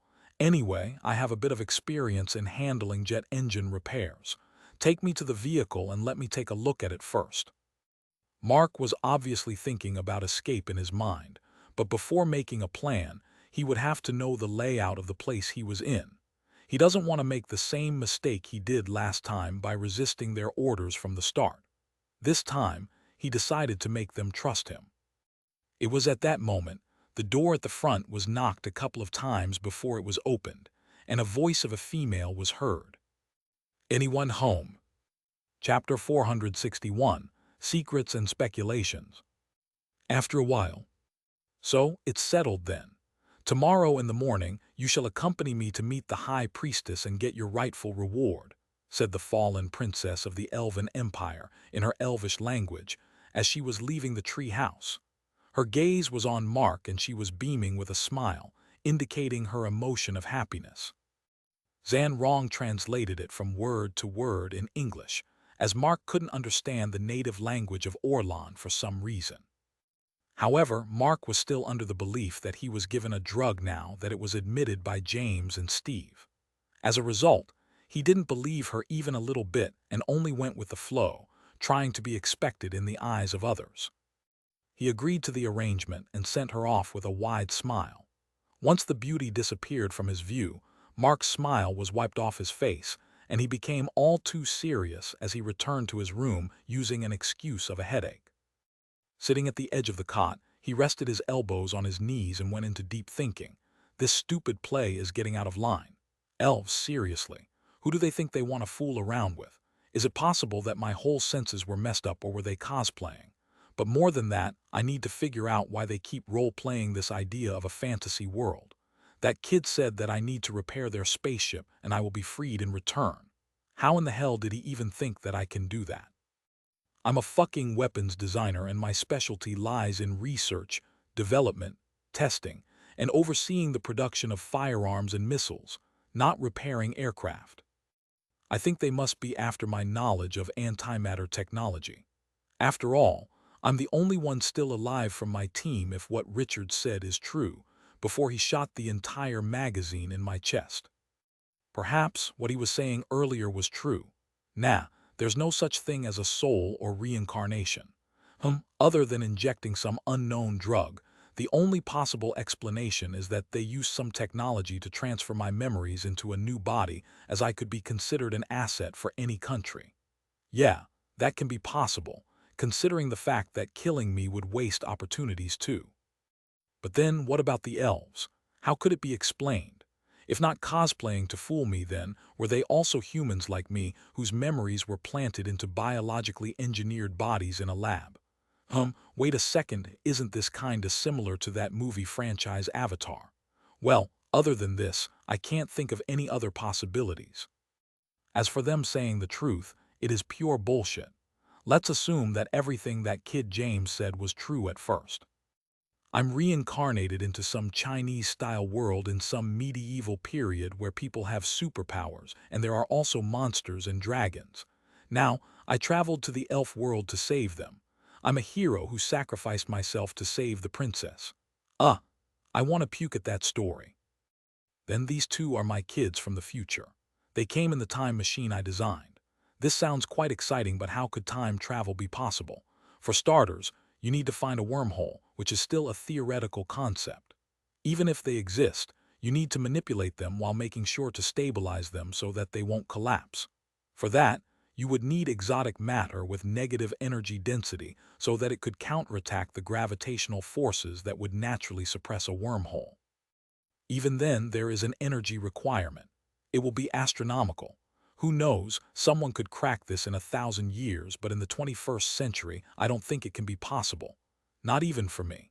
Not to mention, in what world kids are allowed to time travel? They aren't even allowed on a space rocket to the moon. And why would I even give them such a dangerous machine to create more paradoxes? They should have created a better storyline to fool me. Forget it. Let's just go along with them and formulate a plan to escape from this place. Resisting will only make me end up under house arrest. Man, can't believe I will end up in another prison as soon as I got out. Letting out a deep sigh, Mark then slapped his cheeks at the same time, becoming serious as he mumbled, "Okay, let's do this." Mark then closed his eyes, pretending to sleep. About an hour later, he returned to the living room and saw James helping out Zan wrong in the kitchen as she was cooking lunch. Meanwhile, Steve was busy drawing something in a large drawing book.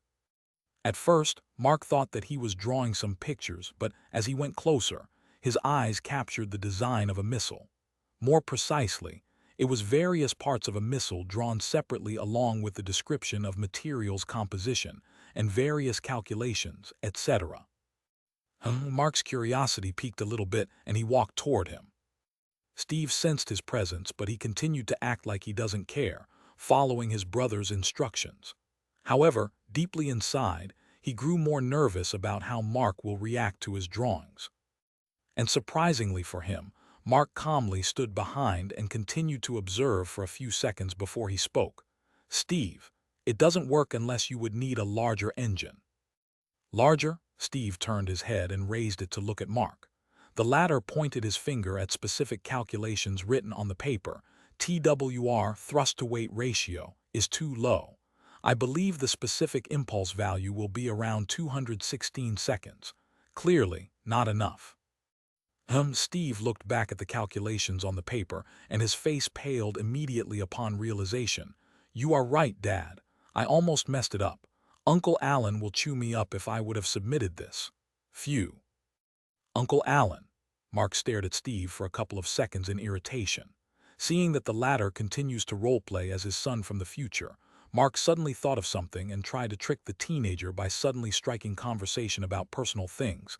"Say, Steve, in the future timeline you are from, is my grandpa, I mean your great-grandpa, still alive? When I was abducted, he was still healthy even at 71 years old. I promised to live together with him once my brother graduates college and moves out." Steve was taken aback as he abruptly turned his head.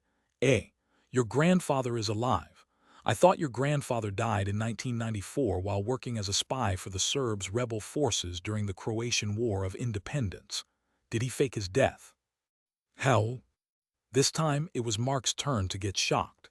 In fact, he appeared to be shocked so much that he lost control for a moment and grabbed the collar of Steve and roared, "How in the hell did you know that, brat? Not even my own brother was aware of it." "Dad." As Steve was shocked by Mark's sudden burst of anger, Zan, Rong, and James also left the kitchen in a hurry. Chapter 462. Enter Neo, the Super AI. The secret of Mark's grandfather is only known to him and him alone. Neither his brother nor his superiors were aware of it. To the public knowledge, he died during the Central European floods. Even Mark would only learn of the truth before his parents left him and his brother before joining the war in Central Africa. The fact that this teenager who was claiming to be his son is speaking of that matter only aggravated his mood further. Either the well-kept secret was also got out somehow, or everything he believed until now was a lie. On the other hand, Steve was a supreme being and a normal human like Mark. At the moment, catching his neck doesn't hurt him a bit. However, the emotional bond he had made it harder for him to get free by force and let Mark's hand tighten over his neck. At the same time, he was mentally hurt and frustrated, not knowing how to convince his dad. As he answered that Mark himself told him the secret, the latter was in strong belief. He would rather believe that they probably found his secrets through his own mouth when they drugged him than the fact that he is in a fantasy world and the teenagers were time travelers. Had he been a normal person, he would probably believe it. But he was a weapons designer, a scientist who doesn't believe in things like God or reincarnation, or in general, supernatural things. The fact that he doesn't have any memory as Lu Zhen only boosted his belief even more. Mark swiftly released his grip over Steve's neck as he saw tears welling up in the latter's eyes. He returned to his room and shut the door before sitting on the bed. "Arg, this is so frustrating. Why don't they just fucking stop it? Phew, Mark, take a deep breath and calm down. You need some solid proof that they were lying. Wait a second." Something suddenly clicked in his head. Mark quickly rushed out of the room while Steve was approached by James. Zan Rong was still in the kitchen, although her attention was on her nephews. James was seen patting Steve's shoulders and saying, "You know Dad's personality.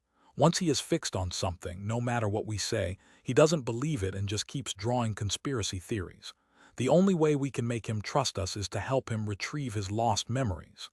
Steve, who was sitting on the floor, raised his head to look at his brother and asked, "What about the sway?" "Exactly," a voice responded, while Steve was asking something in response to James' consolation. As they turned their heads to look at Mark, the latter then spoke, "If everything you claim is right, then first, you should have powers just like the rest of you, and so am I. Next, I should have the memories of this body. And two, find my brother. Bring him to me. Both of you work on those things. Meanwhile, I will take a look at your time ship. Let's go." Right now?" James was stunned for a second. Mark nodded, "Yes. Since I'm your father, then both of you will listen to me. Understood?" Steve and James nodded like chicks. Leaving behind Zan Rong at the house, Mark left with the teenagers without having lunch. Mark was grabbed by James from behind and had his arms locked before both of them slowly rose in the air. Mark should have yelped in surprise, but for some reason, he didn't feel much different compared to when he was on the ground. There was this no sense of excitement one would have as they flew for the first time, and neither there was a fear due to the speed faster than the speed of sound. He was completely calm, as if this is natural for him. This could explain it, as his body remembers that feeling of flight, but Mark only concluded this as an illusion. Adding on top of that, he was quite uncomfortable in this position. However, he silently cooperated until they exited the forest after an hour of flying and reached a rocky region with an ample amount of space. They landed on the ground, and Steve's ring on his index finger glowed before a giant spaceship looking like a terrifying black spider made its appearance. Even its dozen long-length spikes were seen moving like a living thing. Mark automatically started marching on his own toward the ship without fear. "I feel like I have seen this before." James quietly followed him from behind. Mark reached the spaceship. The door opened on its own. Mark climbed the steps and got inside. The other two also followed suit. The inside was simple. Apart from a large 9-seater sofa in the back, 2 seats before the control system, everything is empty. Anyone who sees this would say that the space is not being used properly. Mark then walked to the control system, that was visibly damaged with traces of burn seen in several places. "Sigh, what I should do with this?" Mark put his hands on his waist with the look of resignation, as he could feel like it is too complex already by a first glance. At that moment, he forgot about the illusion and everything else. It was then a hand was felt on his shoulder, followed by the voice. "Here, this is the instruction manual I was given." Mark was handed a notebook instead of some printed manual. As he opened, his eyes fell on strange writings written by a pen. However, there was a look of confusion on his face. "This is my writing, and even the coding system belongs to me. Just how far these guys found out about me, or maybe." Unknown to him, Mark's feeling of being wrong about everything was already started slowly weaning away. He couldn't help but sit down and started reading. For the next 15 minutes, he kept on yelping in surprise every minute or two. Steve and James, meanwhile, stood on the side in patience. After another 20 minutes, he finally closed the book with a satisfactory smile on his face, only to see that the teenagers were staring at him with smiles on their faces too. His smile was gone in an instant. "What are you looking at?" "Nothing, nothing." They shook their heads in unison. Mark then said, "Now I'm going to live here until I repair this. This sofa will be more comfortable than that wooden cot anyways. Arrange my lunch and dinner. You can make it to that house and bring it here. If you can, set up a portable bathroom for my shower somewhere nearby. It shouldn't be a difficult task for you too, right?" "No, it isn't, but," Steve opinioned that it is dangerous in this place, to which Mark replied that they can guard him if they want. "Now hurry up and go." James volunteered to return to the treehouse and bring the lunch while leaving behind Steve. Once Mark got rid of James, he then asked Steve to stand outside as he will start observing the control system, and to do that, his concentration needed to be at its peak. Steve obediently stepped outside of the spaceship, like a good son, taking it as a lesson to increase his temperament rather than thinking that his dad is very annoying. Mark pressed the switch at the door and closed it as soon as he found himself alone. Flexing his fingers, he mumbled as he took out the notebook, flipping the pages for a while and stopping at a certain page.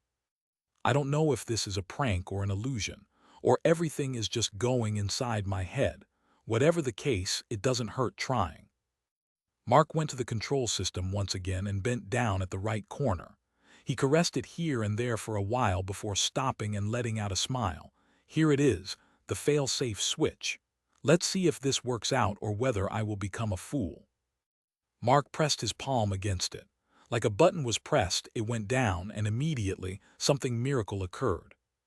Strange specks of golden light erupted from the central part of the control system, scaring the hell out of Mark. As he yelped out a cry of surprise, Steve hurriedly entered the ship using his master access and saw the entire control system covered by golden light. Mark was on the floor in awe, watching the control system becoming as good as new as if some magic has been cast. After the magic, slowly, the specks of golden light gathered at a single point, taking the form of a little girl.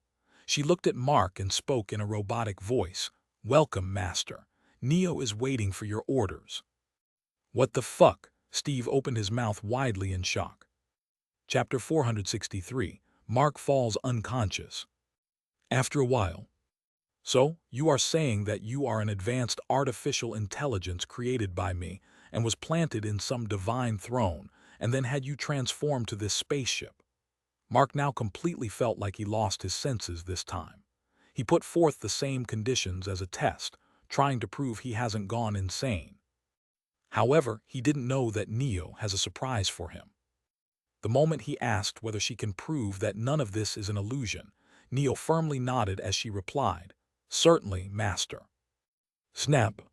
With a snap of her finger, Mark and Steve found themselves standing outside on the barren land. The teenager had a look of a daze as he was staring at the spaceship in disbelief. He didn't expect such a scene. Meanwhile, the entire spaceship was enveloped by the same golden light before it disappeared, leaving behind an exquisite-looking throne and a floating golden spirit. Neo pointed the seat of the throne with her hand. "Master, please take the seat." Mark couldn't help but walk toward the throne and sat on it, listening to her words. The moment he sat on it, Neo disappeared into the throne, and the entire thing turned into the form of powerful golden energy before disappearing altogether into his forehead. Mark at once flew into the air and crashed onto the ground. This strange scene brought Steve back to his senses, and he quickly rushed to his father. "Dad." He placed his hand on Mark's body and mumbled, "Arya, inspect the status of the target." Ding! The sound of a bell was heard in his head, and a visible holographic screen appeared before his eyes. Mark's data appeared. However, it was slightly different from how Mark's system used to display him. Lu Zhen. Biological age, 25. Status unknown. Cultivation realm, NA. Number of attributes, 1. Dominant attribute, unknown. Attribute with the highest mastery, ice. Bloodline unknown. Overall review. Arya cannot analyze the target properly due to abnormally high values of stats. Damn it! Steve gritted his teeth in frustration and anger, realizing that he was too slow to act despite his great cultivation level. I should have made my move when something that isn't in my control was going on. I came here to save him, not mess up things even more. Now even my time ship is gone. How will I return? What should I do? As he was panicking over the situation, a figure came to his head. James. Steve immediately picked up Mark's unconscious body and flew back to the treehouse in the forest. There in the house, Zan Rong was still busy cooking while James was talking with her. Sensing Steve's presence alongside his dad's, James stopped conversing and swiftly came to the living room before asking about the situation. Upon listening to everything, James told Steve to place Mark on the floor and then placed his palm on Mark's chest, sending a speck of his energy into the latter's body. However, it disappeared right away, and a frown appeared on James. "What happened?" asked Zan Rong. James looked at Steve and said, "I sense a battle with two powerful energies. Neither of them belong to Dad, though. I think this one belonged to the time ship. We can only wait for now." Never expected Mark would create something like this, Zan Rong couldn't help but comment. Steve, meanwhile, apologized to his brother. James patted his shoulder with a smile. "Nothing to worry, bro. Don't worry. If something would happen to him, we would have already disappeared by now. The fact that we are still alive means he is still all right and our future hasn't changed." "But the time ship is gone and you two are stuck here," commented Zan Rong in response. "What happens then?" As Steve's face paled in fright, James calmly spoke. "Don't assume the worst when nothing that's concerning even happened. You should wait." After a brief pause, he added, "If it comes to that, we will have to make a breakthrough at all costs and then extract the Orb of Chaos from your mom before they do and rewrite the reality." "Orb of Chaos? What is that?" Zan Rong asked her nephews. However, her question was only met with silence. She understood that they have their own secrets and didn't try to press them anymore. She casually changed the topic to how she forgot about the boiling sweet corn soup and rushed back into the kitchen. Steve and James then sat down beside an unconscious Mark and patiently observed his condition. From time to time, James would insert specks of his ether energy to understand the state of the battle between two divine energies. And so 2 weeks passed away in a blink of an eye. Lunaris City, Western Moon Kingdom. In the royal palace of the kingdom, Song Yue was seen sitting at the window of her room and staring outside. She looked quite pale, as if she became sick. Knock, knock, knock. The sounds of the knocking interrupted her thoughts. She turned her head to see Princess Shen Ling. Giving her a glance, she turned her attention back to the world outside the window. "I'm not in a mood to eat. You can continue, Sister Shen." The princess replied, "You are barely eating lately. Look at yourself. At this rate you will fall sick. Won't Lu Zhen be sad when he returns?" "We have gone through this already, Sister Shen. Please leave me alone," said Song Yue in a weak tone. Shen Ling let out a deep sigh and turned around to leave the room. Her eyes fell on the black-armored man who was sitting against the wall in sadness. The princess looked at him and shook her head. "Why don't you go and convince her by yourself, Mr. Black Knight? Perhaps your support is what she needed the most right now." Black Knight wrote the words in the air, controlling his ether energy. "I cannot. You know why?" "I know," nodded the princess, and then said, "That is why I have sent my people to bring Ms. Chang." Black Knight looked at her in surprise. "My wife?" The princess nodded with a smile. Chapter 464. Who am I, Mark or Lu Zhen? Meanwhile, at the borders of Western Yan, the gold dragon was seen burning down soldiers, turning them into ashes. The remaining ones that were running away, however, were spared. Jinlong transformed into his humanoid figure and let out a sigh as he stared at the fleeing humans. "Never expected I would be spending my life killing humans over and over for the sake of upholding my promise." The situation on the border worsened ever since that man ascended to the throne of the Phoenix Empire. I wonder when Lu Zhen would return. A week ago, the previous emperor's nephew, Shang Jun, won against the crown prince during the final stage of the trial of the throne and became the successor. But once he became the emperor, all sorts of problems arose. Right on the first day, a special investigative team was formed, filled with strangers. Within 3 days, these people managed to arrest several nobles and a couple of former ministers and even high-rank soldiers. He cracked down on corruption. Secondly, due to the same reason, an arrest was issued on the crown prince, but he evaded it with the help of some of his loyal subordinates. He went into hiding. The third prince, however, enjoyed the position of the new prime minister. The old one was removed and given retirement, citing old age. Thirdly, citing low funds in the treasury as the reason, the new emperor ordered wealthy individuals to pay more taxes, and that too, without giving them any time. Those who resisted were thrown into prisons. The money collected during the past week was used in creating a well-organized orphanage. And then he took everyone by surprise with a new order. He rejected the independence of Western Yan and announced a volunteer army to take back their land. This army isn't made of trained soldiers. Instead, civilians were being recruited for hefty amounts of money. They were then sent to the border to fight for their homeland. So far, more than 1,000 deaths occurred, but Shang Jun has no intention of stopping. For the sake of feeding their families, men from poor families still lined up for joining this army. As for the rebellion elements, for some reason, they weren't born yet, although there is a rumor that those who want to incite rebellion went mysteriously missing. These actions of Shang Jun only brought Western Yan and Western Moon kingdoms closer. Despite that, Shang Jun didn't show aggression toward its neighboring kingdom. Instead, he attempted to improve their trade relations. Surprisingly, he didn't try to find his missing father. The latter was still imprisoned at Fujian Island, spending his time watching the little princess train every day with the ancient grade beasts. She successfully broke the wall and entered the Exalt realm, but continued to train with them as her desire to get stronger grew further. It's because of this fact that Lan Jingyi didn't meet her even after finding her location. She continued to watch over her daughter from far away. Back at Lunaris City, due to the lack of weapon supply, Meng Tao and Chang Bo continued with their multi-store business and stopped selling all kinds of ammunition and firearms. Zai Mei joined them as a staff member while training under Meng Tao in the gunfight. As a result, the store's reputation got a hit among the masses in the Western Moon Kingdom. If not for the fact that the gold dragon was guarding the borders, even Feng Wu would have also become more stressed.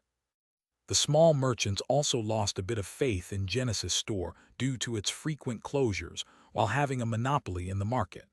They felt like they cannot put their livelihood in the firearms business. The dwarves took this situation as an advantage, releasing the massive stock of low-quality 9 ammunition at a price of 3 silver and 50 copper. The public didn't get a chance to buy them, yet as Shang Jun hoarded most of the stock for his volunteer army and patrolling guards. Imperial Palace, Phoenix Empire. Court proceedings were going as usual with the new emperor, new ministers, and new higher court officials. Everyone is relatively young here, below the age of 40. Under their bold emperor, everyone also tried to be bold and risk-takers. The new head of the Ministry of Rites, which oversees rituals, ceremonies, and diplomatic protocol, stood up and handed a scroll to the third prince. As the new prime minister was reading the letter with not so pleasant expression, Shang Jun grew curious. He asked, "What is it, Prime Minister Wei?"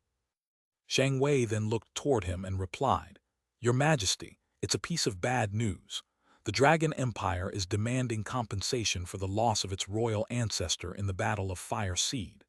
Their investigations have determined that it is likely the work of Lu Zhen. We want an unconditional apology from the Emperor at our imperial court or 100 million gold coins. If neither of our conditions are met, it will be considered an act of war." "Bullshit, how are we responsible for that?" Shang Jun grew angry. The third prince replied in a calm manner, "Your Majesty, the imperial palace has employed Lu Zhen for the Fire Seed. Hence, his actions during that event are on our heads." Shang Jun clenched his fists and forcefully calmed himself down. After taking his seat, he asked, "So, what do you think of it?" Shang Wei answered, "I believe they were trying to test His Majesty. Rightfully, their so-called royal ancestor came here without taking our permission. His entry is illegal, and by right, we can give him any sentence based on our laws. Hence, he should be prepared for the consequences too. They already lost the right to demand anything. However, they can take revenge on a personal basis. In that case, they would go directly to Western Moon and demand them to hand him over. They knew that too. It only makes sense if they want to see whether His Majesty is a docile cat, or an aggressive tiger, or a cunning wolf." Shang Jun rested his elbow on his knees and placed his fist below his chin, thinking about what his cousin said. He was aware that war is not an option. Fighting with Dragon Empire would only bring destruction, as they command an army stronger than any other empire. Only Lian Empire can give a tough fight. Adding on top of that, they were also the wealthiest empire and can fund it for years without any problems. So what options are left? Apology, that's not even an option, and sticking for Lu Zhen, who left their empire, is considered foolishness in Shang Jun's view. What about assassinating Lu Zhen and handing his head over to the Dragon Empire? Shang Jun would rather go to war against the Dragon Empire than offend the resentful fellow. He was smart enough to know that. As he was thinking of the matter, something suddenly clicked in his mind, and a creepy smile appeared on his face, taking the third prince by surprise. He said, "The court session is adjourned for the day. Zhang Kang, Sui Weisheng, I need both of you to meet me at the throne room, an official private meeting room." Eh? Shang Wei was taken aback, not getting such an invitation when he was supposed to be Emperor's most trusted official.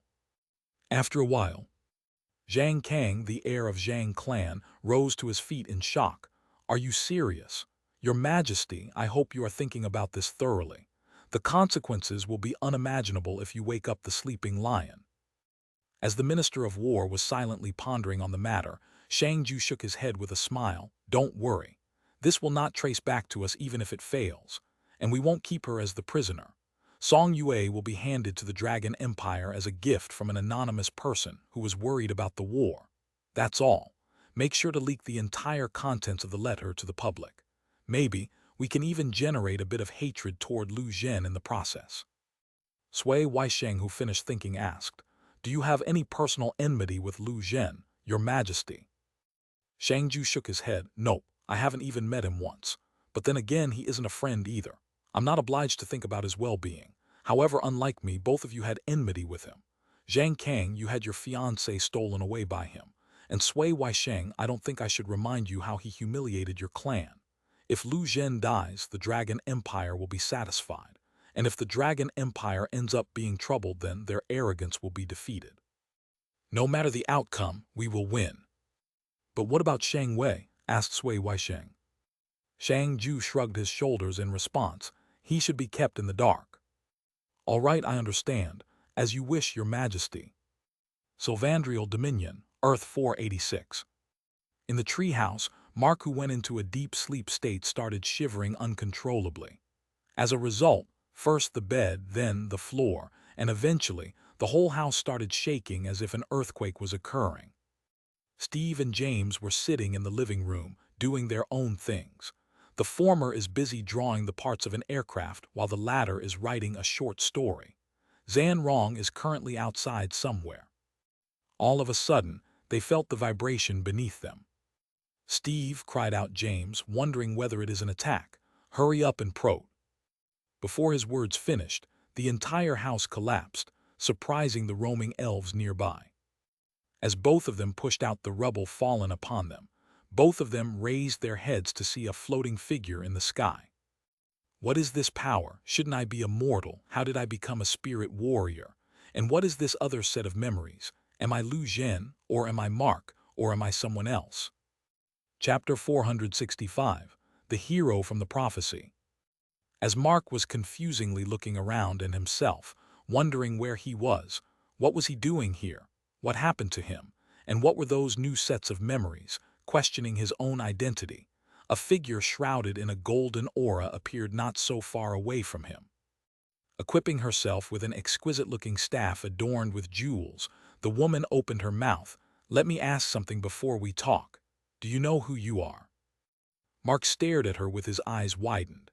"An elf? Wow, never thought you people were real. Judging by your appearance and the fact that I'm flying on my own, I guess either I'm Lu Zhen or someone else that I have no knowledge of." Mark's reaction slightly caused a bit of surprise in the High Priestess, but she kept her coolness and said, "Your questions can be answered by your companions over there, but before that, let me confirm something." "What is?" Mark didn't even get the time to respond before the High Priestess raised her staff and unleashed a spell, or in other words, a skill attack. Mark's thoughts became blank as a whiskered golden snake, formed by energy, made its way toward him. "Dad." Steve quickly rose to his feet and was about to fly, but was stopped by James before he did so. "James?" As Steve snapped at him for stopping him, the latter spoke, "You can already sense Dad's cultivation has returned. This sort of attack will not injure him. Just watch." Meanwhile, Mark was frozen in fear. He didn't know what to do. He could tremendous amount of power within him, but he didn't know how to use it. The fact that Mark mostly used the system's help in the past also made his body not have any muscle memory. But all is not gone. As the energy attack almost reached him and opened its mouth to swallow him whole, icy wings erupted from his back and covered him up. The attack couldn't penetrate the defense and disappeared with the collision. The wings opened up again, revealing Mark with a surprised look on his face. Soon his surprise turned into excitement, and a burst of laughter escaped from his mouth. "Ha ha, an ice element and that too, wings. So shui. I thought I was floating because of the wind attribute. Wait a second. If I'm not a wind attribute, how am I flying earlier without wings? Am I?" A crazy thought appeared in his head, but he couldn't think further as the High Priestess wasn't done with whatever she planned to do. Soon, a large sphere of energy made its way toward Mark. This time, Mark acted in reflex by flapping his wings without even knowing how they work. It just happened to him as natural as breathing. As the energy sphere missed its attack and went away, the High Priestess calmly raised her staff once again. And Mark felt angry when he saw that. He didn't understand why that woman kept on attacking him. Was he in the wrong, or was she in the wrong, or were they enemies? He didn't know, but for the moment he had only one thought: kill her. If he cannot, then escape. And that resolve brought specks of golden light out of Mark's body, before transforming into a rocket launcher with a loaded warhead on the front, although in gold color. Mark grabbed it instinctively and put it on his shoulder. He proceeded to press the trigger with his index finger before thinking too much because of fear of death and anger toward the assailant. The warhead that was shot off the launcher then changed into a ball of golden divine energy as it flew toward the target. The High Priestess, who was in the middle of invoking a spell, withdrew it in a hurry and proceeded with releasing the ether energy from her body to create a barrier around her. The ball of golden energy collided with the barrier, and not only it destroyed it with brute force, but even the person hiding behind it was also blasted away at least for a couple of 100 meters, crashing through several trees on the way. At once, the elves living in the surroundings gathered in one place. Some have a look of fear in their eyes while some develop hatred and raise the weapons. A couple of elves rushed toward the high priestess to help her. They didn't know the full story and hence, they looked at a human such as Mark as an enemy. The high priestess coughed out a mouthful of blood as she rose to her feet, while her whole body started shivering. Meanwhile, Mark observed the weapon in his hand in surprise. Another warhead already was loaded automatically. This isn't ammunition, but a weapon of ether energy, but I didn't have any memory of weapons like these. He grew more confused for a second. However, it didn't last for a while as his eyes fell on the enemy who got up on her feet and started walking toward him instead of flying. Mark threw away his thoughts at the back of his mind and flapped his wings. Meanwhile, the elves started moving away as far as possible, fearing that there is going to be an intense battle and they were going to be caught in it if they don't leave. Some followed her, though, as if they wanted to assist her. Nevertheless, there was no reaction from the high priestess. She just continued to walk toward him. Soon, both of them reached a close distance, and Mark had his finger on the trigger, just in case she tries to attack him out of nowhere. But to his surprise, the high priestess freed the staff. Thud! The staff fell onto the ground, followed by the high priestess falling onto her knees and bowing to him, surprising everyone around with her words echoing all over the place. High Priestess Aliana greets the Savior. You are the one we have been waiting for all this while. The moment those words escaped her mouth, all the elves that are around dropped down their weapons and whatever negative thoughts they have in their mind and fell to their knees in respect. Only the two teenagers were seen standing on the ground with surprised looks. Meanwhile, Mark had another jolt of shock at the reaction of the elves. Weren't they enemies? He wondered. Until now, he thought there was some kind of enmity between them. Or else, why would she suddenly attack him, not once but twice? After hearing her now, he realized that she was testing him to prove something. He wanted to know what she confirmed. Flapping his wings, Mark landed on the ground nearby the kneeling high priestess. He asked, "What is this about, miss?" The high priestess raised her head to look at him and answered, "Your Grace, there was a prophecy that's been passed down to me from my predecessor. In the age of shadows and echoes, a prophecy unfolds, a hero from forgotten realms, his destiny foretold. From the annals of the past, a shield once held so strong, shall slip from grasp and brings a curse, the world's peace goes wrong. Unleashed from shackles deep within, demons surge and swarm, great evil from banished dimension, a world to deform. Chaos reigns, darkness ascends, despair's grip takes hold, yet from the ashes of despair, a story shall be told. Amidst the turmoil, a mortal walks to elven realms unknown, with heart enshrouded in shadow and power yet to be shown. He bears the burden of both worlds, a balance to maintain, harnessing both darkness and light, his destiny to attain.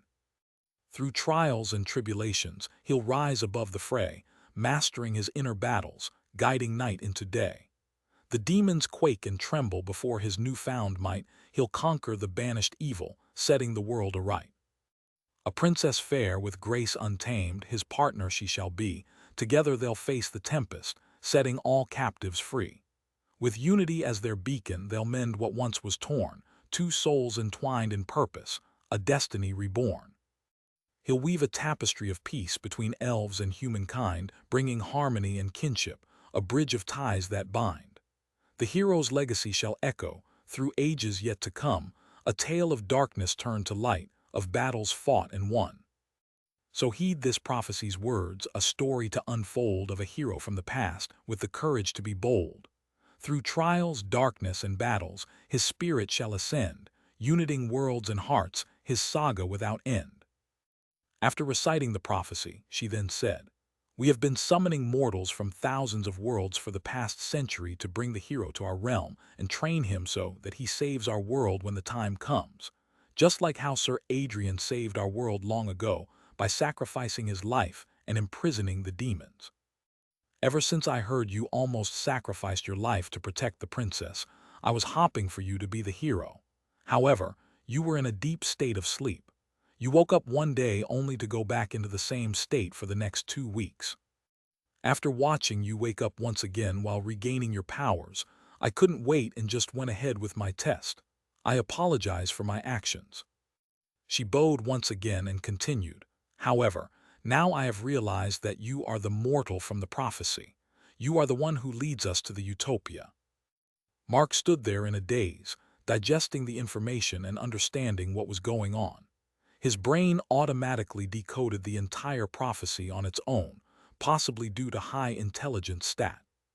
The high priestess patiently waited in her kneeling position until Mark gave an unexpected reaction to one specific statement of all the things. "Did you just imply that I marry the princess?" Chapter 466, The High Priestess' Request. The prophecy of the elves basically states that a summoned hero will save the world from the demons. He will sacrifice himself to seal them up, but they will eventually escape as time passes. A great evil from the banished dimension of the Void Realm will be returned, spreading chaos all over the world. In times of turmoil, another mortal visit the world and free them from slavery. He holds the darkness in his heart, but also controls divinity at the same time. He vanquishes the demons and becomes a hero. He takes the princess as his bride and protects the world as his own. Finally, he brings the humans with him and establishes the harmony between the elves and the humans. Upon witnessing the powerful divine energy blast from Mark, the high priestess became confident that this second human from the prophecy was none other than Mark himself. She, who bows to no one but her God, kneeled before Mark in order to showcase her sincerity to the Savior so that her race may live. When Mark asked whether they were offering the princess as his bride in response to her greetings, she nodded while thinking that it would go more smoothly than she expected. Summoned heroes are often lustful humans. Many of them in history took the elves as their brides.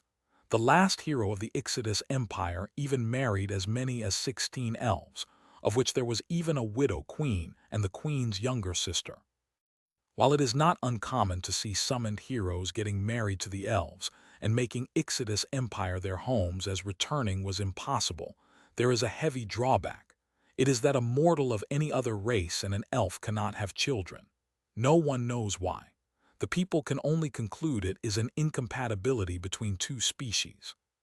So in theory, the existing line of the royal family might just cut off with the princess if she marries Mark, as she was the last remaining member of existing royalty. The high priestess was confident that even the princess would have mentally prepared herself to serve the hero with all her heart and body. Hence, she kept her cool when replying to Mark's question with a nod. "Yes, Her Highness will be your bride, and together you shall rebuild this world. For saving the princess and for your future battle against the demons, we have been guarding the treasure for a long time. Please follow me to the altar and receive the weapon that's been waiting for you." As Mark let out a smile and gestured for everyone to get up, the high priestess thought that she managed to convince him.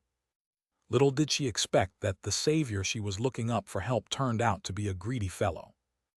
As soon as she rose to her feet, Mark opened his mouth. "Sorry, but marrying the princess isn't a reward but a burden I have to carry for the rest of my life. Your offer doesn't match the sincerity in your words, miss." The high priestess couldn't help but look at him in surprise. The other elves around who heard it also appeared to be taken aback by his words. Even if he is powerful enough to hurt the high priestess, he is still crossing the line by comparing the princess to a piece of baggage. This was what more than half of the elves thought. In an instant, Mark became a disliked figure among the masses for insulting the princess. Fortunately, the high priestess didn't take it as offense and continued with the conversation. "Mr. Lu, the weapon we intend to present you is of divine grade, once held by Isolde herself, our ancestor who ascended to the God realm." Divine grade, God realm. Mark didn't understand those words for the moment, resulting in a counteroffer after a bit of thinking. "I don't know about that, miss. In my view, a loveless marriage is akin to business. And while during business, one should tally what two parties are giving. I on my side will be risking my life to save you people. Then my marriage to your princess will tie me to your world for the rest of my life. Once I marry her, I will be obliged to protect her people from any harm in the future too. And in return, all I get is one weapon. No matter how excellent this weapon is, it is not like a sentient robot. I meant a living being. I will have to be the one to control it. And in times of peace, such weapons will not have much use. That is why your proposal isn't fair to me. However, if you want me to do your bidding, then here's my demand. Apart from the weapon you speak of, I need full access to dig up rare materials found in your territory. Deal. After witnessing how he could overpower the enemy, Mark was no longer afraid of expressing his demand, despite not understanding the severity of the situation. No matter the difficulty, as long as he has enough manpower, rare materials, and time, he can solve any situation. In the worst-case scenario, he will escape from these people and hide in the mountains until things calm down. Or so he believed. It is why he boldly stated his demands without any fear, while hoping for things to go his way. Surprisingly for him, the high priestess agreed to his demand in just 3 seconds, followed by shocking everyone by announcing the marriage date. Even Mark and his 2 sons were taken aback by the announcement. Mark quickly objected to it. Wait a second. You were only under the assumption that I was your hero. There's no solid proof for it. How about we do it once I exterminate the demons and reestablish your rule? I apologize, Savior, but we are running out of time. The high priestess gave a 90-degree bow and then explained. You might need the help of our divine treasure to defeat our greatest adversary. And the divine treasure will only acknowledge you as its wielder after you marry the heiress of the royal family and consummate your marriage. And if this auspicious date is gone, then we might have to wait for another 7 months. Please do consider it and accept our audacious request. After making her request, he slightly raised her head to take a look at Mark in order to see his reaction. Seeing him in a bit of a daze, the high priestess further nailed the coffin by further stating, Her Highness is the sole heir to the throne. Once we get back to our land as her husband, everything is going to be yours. Gold, treasures, rare materials, and people. Whatever you asked, it will be yours to take. Meanwhile, the surrounding elves felt more and more pathetic. It was already miserable for them to hear that their princess had to marry an arrogant human for the sake of their lives, and now they had to see their revered high priestess begging the human to accept her request. What if this human rejects it once again? How shameful it is going to be, especially for a supreme being like the high priestess. Many of them couldn't help but shut their eyes, not being able to watch such a scene. After a few seconds of silence, Mark replied, I will think about it and give you the answer tomorrow morning. Seeing that her proposal wasn't rejected right away, she let out a smile and bowed once again. Thank you, Savior. With the destruction of the tree house, Mark and his companions were allotted another one. Or more like an elven family left their house in secret, and the high priestess gave it to Mark. While Zan Rong told him everything she knew about him as well as the world they were currently in, his sons from the future, on the other hand, hid their real identities and just introduced themselves as Zan Rong's acquaintances as they wouldn't be seen as distrusting fellows in their father's eyes, this time. Surprisingly, Mark believed their words instead of doubting them. As a result, the 4 of them have a happy dinner together. Meanwhile, somewhere else in the forest, the high priestess was confronted by the princess for fixing her marriage without her consent.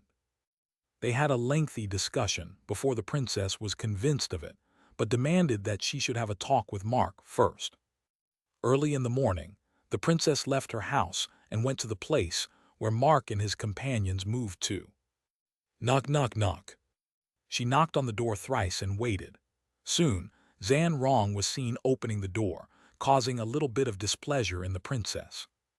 It was fine if 2 friends shared the same roof, but since Mark is going to be her husband, the princess finds it a bit unpleasant to see her in the same house. She was not some ordinary princess.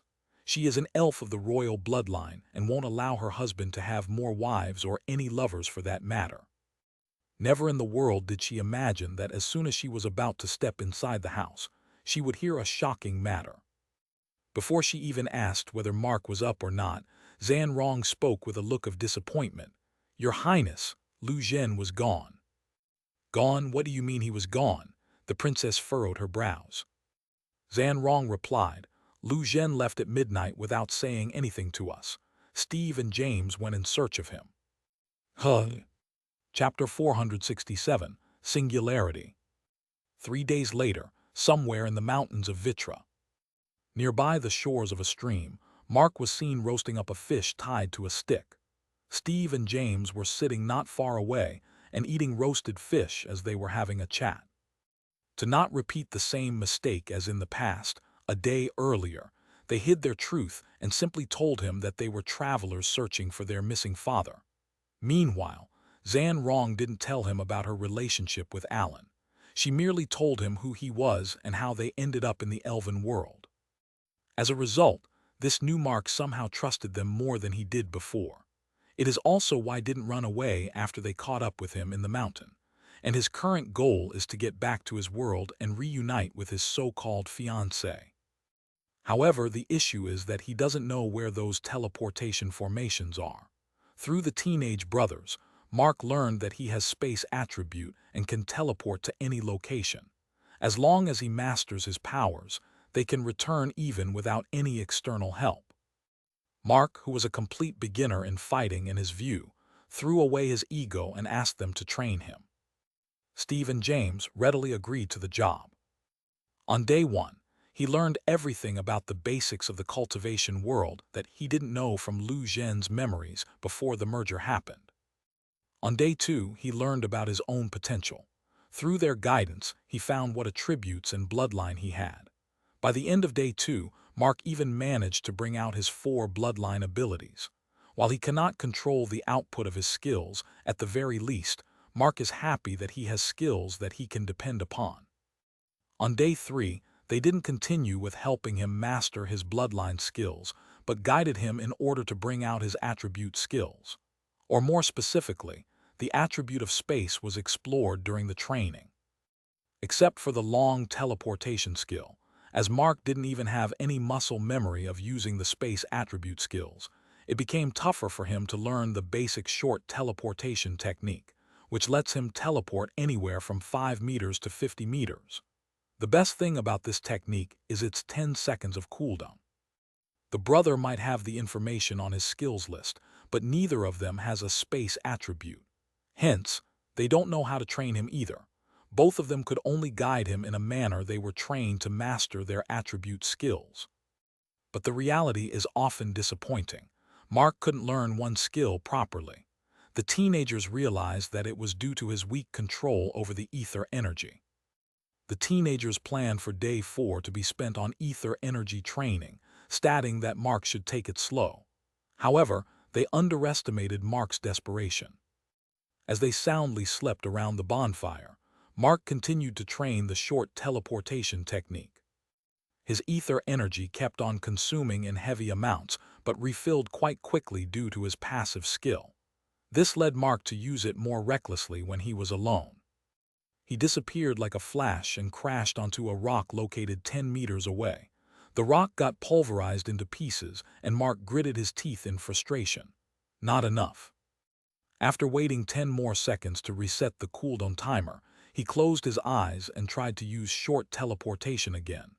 This time, he crashed into a tree 12 meters further away. The sounds perked up the ears of the teenagers, but they chose to ignore it, as it became common for them to hear the sounds of destruction until midnight during the past couple of days. With every failure, Mark grew more and more impatient. His extremely fast ether recovery rate only made it worse as he wouldn't rest. Eventually, the dawn arrived. His physical stamina might be high enough to go for days, but mentally, he was being drained, and eventually, it reached a point where he felt like he could no longer continue his training and thought of sleeping. However, Mark was under the impression that it was this limit that was probably stopping him from going further. He decided to go past his limits. Taking a deep breath, Mark closed his eyes and concentrated on the raging ether energy inside him that was responding to his feelings. Let's forget about control for once and use all the ether energy for once. We'll see what happens next. All the ether energy present in his body was pushed away from his body, forming a layer of black energy around his body and shrouding him in darkness. Hey, he let out a shout and concentrated on a spot nearby. He disappeared from there, but again crashed into a tree a few meters away from the aimed spot. However, that wasn't all.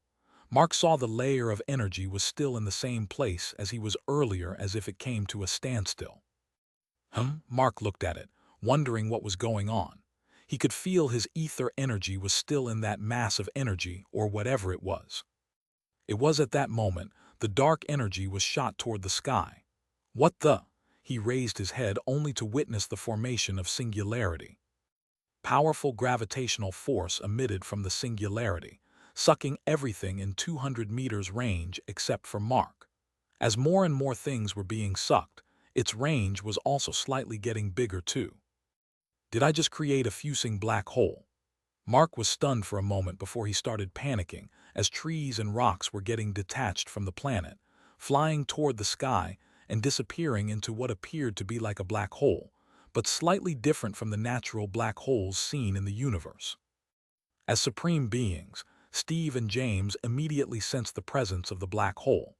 They woke up from their sleep and flew to the location where Mark was staring at the sky in a daze.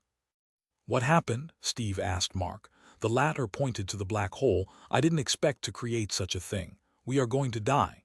He was clearly panic-stricken. Mark experienced death before and he doesn't want to die again. "It's only at the level of a 6th circle. Nothing to worry about, Mr. Lu," James assured Mark that it was not a great concern. He glanced at Steve, who then nodded and flew toward the sky. The gravitation force from the black hole was also affecting him, but his high cultivation made it easier for him to resist it completely. Steve raised his arms and stretched them widely, closing his eyes. A giant humanoid, made of some kind of unknown energy, appeared behind the black hole. As Steve moved his arms closer, the humanoid creature also moved its arms, trying to crush the black hole in its palms. The suction was stopped as the black hole enclosed its palms. Steve looked down and put a thumbs up with a smile. Mark sighed in relief and James nodded. However, that peace didn't last long as Steve suddenly sensed something wrong. His attention was shifted to the humanoid creature. Its arms were slowly decaying, or more like being absorbed by the black hole. Within seconds, the entire humanoid creature was sucked by the black hole, increasing its range by several kilometers at once. "Ah!" Steve screamed at once as he was also about to suck into the black hole. "No, Steve." Chapter 468, The Black Hole's Threat. Leaving Mark's side, James flew toward his brother with his entire strength and caught him before escaping the suction force just in time. Despite the fact that all of it happened in just a fraction of the time, Mark was able to witness it in slow motion, and he never felt more relieved. If something would have happened with the teenagers, Mark would have blamed himself for their deaths. There might be less than 5 people in this elven world that could be stronger than them, but still, their young age is something Mark found hard to ignore. As the two brothers from the future landed elsewhere, the raging black hole started swallowing everything. Seeing the gravity of the situation, Mark made his decision. His icy wings erupted from his back, and he started flying away at inhuman speeds to get outside of its radius. Mr. Lu, wait!" Steve and James followed him from behind.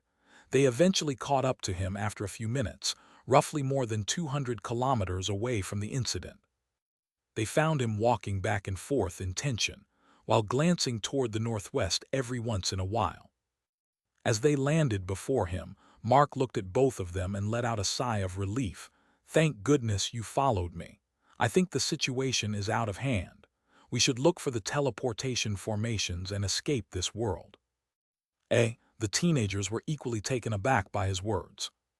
"But what about the inhabitants of this world?" Steve asked. James added, "Since we made the mess, we should do something about it." Mark at once became frustrated by their naive thinking. He raised his voice. "Look, I just don't know how to undo the singularity, and it's not the time to worry about morals. Survival is a priority. Let those natives think of a solution on their own and pray that they will survive. Come on, let's go." Both of them were shocked by his explanation, not expecting their dad to be narcissistic. A bit of selfishness is okay, but neither of them was okay with it. While Steve became hesitant to follow Mark's orders, James outrightly voiced his opinion in a firm tone. "Sorry, but no. Mr. Lu, I and my brother will not stop you from escaping by yourself, but we will not aid you in committing a grave sin and get away with it." Steve looked down in disappointment, not intending to refute his brother's statement. Mark was angered by his reply, but then upon realizing that they weren't obliged to help him, he roared at them, "Fine. I don't need your help. Both of you can stay here and die. I will get help from those elves, even if I have to agree to the marriage."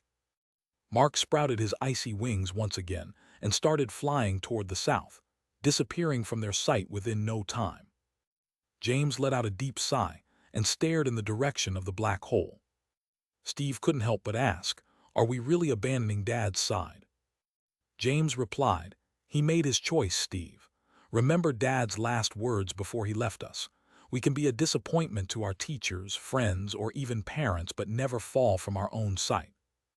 "I understand that, but—" Steve couldn't help but look in the direction where Mark flew away. James didn't need to hear everything to understand what his brother wanted to say. He knew that his brother didn't want to leave their dad's side. Not to mention, there's also Steve's own mission to accomplish, and abandoning Mark might threaten it. There's also a concern, like what if Mark found a teleportation formation with the help of elves, but ended up in a completely different world? What if they refused to help him because of his earlier act of escaping from the forest? What if the demons find out that he is the culprit behind the black hole? The mage behind the demon emperor is a demigod, and he would have his ways to find the truth. So many thoughts were going through Steve's mind, and James became aware of it with a simple look at his brother. In the end, he sighed inwardly and told his brother to follow Mark but not engage him. In the event of the worst case, where the world is doomed and cannot be saved, Steve was asked to escape through the teleportation formation near Ozalona City with Mark. For some reason, Steve didn't worry about James' own survival in the worst-case scenario and just flew away as soon as he got a nod. Whether he chose to ignore it or didn't come to his mind, or if there's a mysterious secret to this, it is something that can only be answered by Steve, but only when someone asks him. Meanwhile, the elven high priestess Sylvandria and the other supreme beings on the planet also sensed the threat from the black hole. In just half an hour, the high priestess reached the location and found a green-skinned short fellow with long pointy ears and reddish-pink eyes floating in the sky.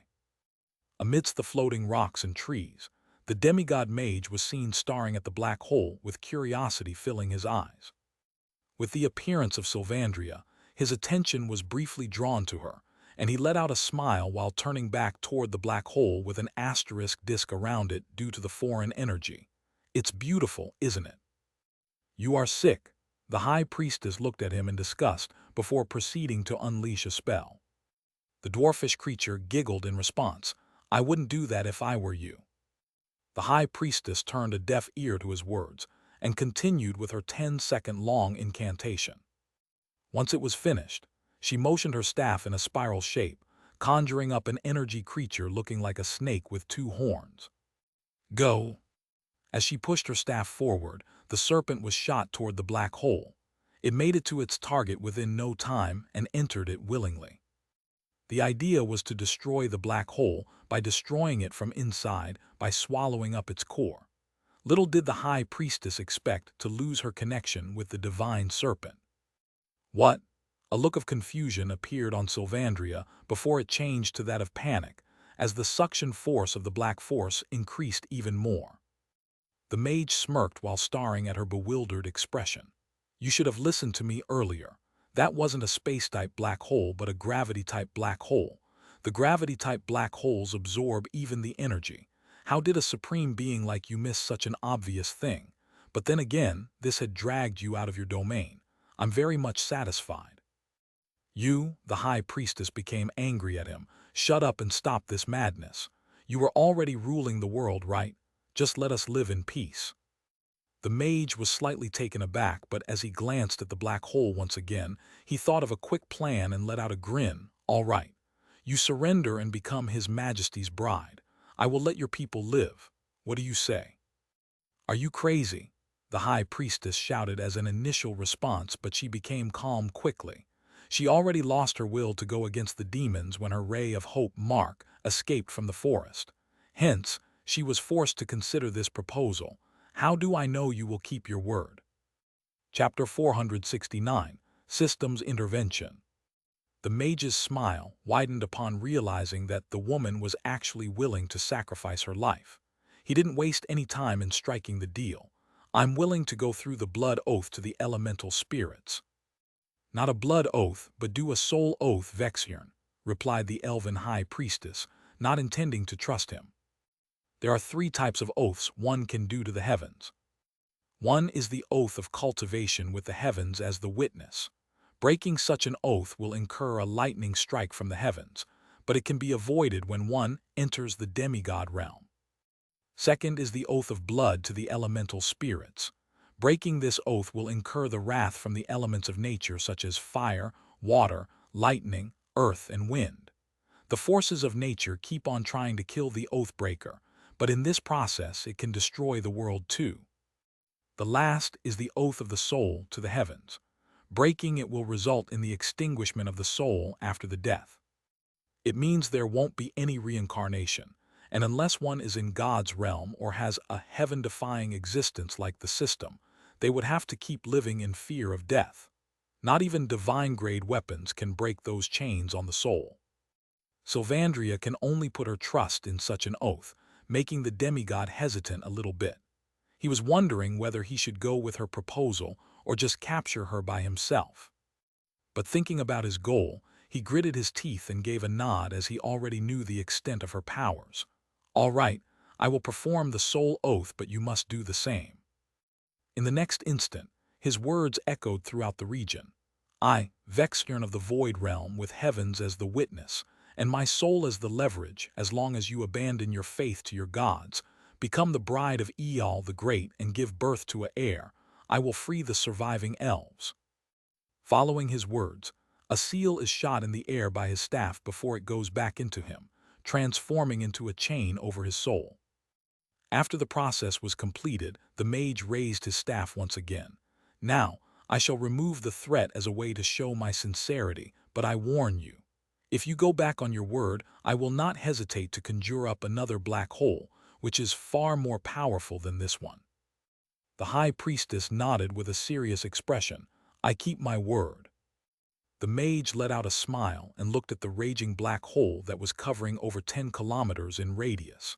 Using all of his ether energy, he shot out a mass of black energy into the sky.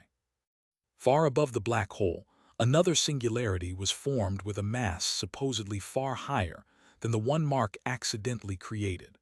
Or at least that was how it appeared at first glance, as it affected the range of more than 100 kilometers around it. What are you doing? Sylvandria frowned at him. Shouldn't he take it back? Why was he making it worse? Vexion answered. The earlier one also absorbed your divine energy, High Priestess Sylvandria. I can't dismiss it using traditional means. The bigger one will suck the smaller one before I set it into an explosion. Okay. The High Priestess nodded in understanding and raised her head to look at the scene. However, the reality was completely different from what they thought. Not even Vexion expected his black hole was moved toward Mark's black hole instead of the other way around. In a normal scenario, they should pull each other with their gravitational force and orbit around each other before the smaller one gets swallowed by the bigger one eventually. However, the black hole created by Vexion just zoomed into Mark's creation without showcasing any resistance or so whatever, shocking both of them. How is this possible? Vexion just stared at the formation of a massive black hole, which now started to pull everything within a 500-kilometer range. Along with the mountains and everything, Sylvandria started to get pulled toward the black hole. You monster! I curse you! she roared in anger as she was trying her best to resist the gravitational pull, but it became too strong for her. Even Vexkern himself is barely resisting it with an energy barrier over himself. Meanwhile, somewhere above the forest, Mark was seen flying at blazing speeds. Upon seeing everything go dark all of a sudden when the sunrise just happened, he stopped flying and turned around.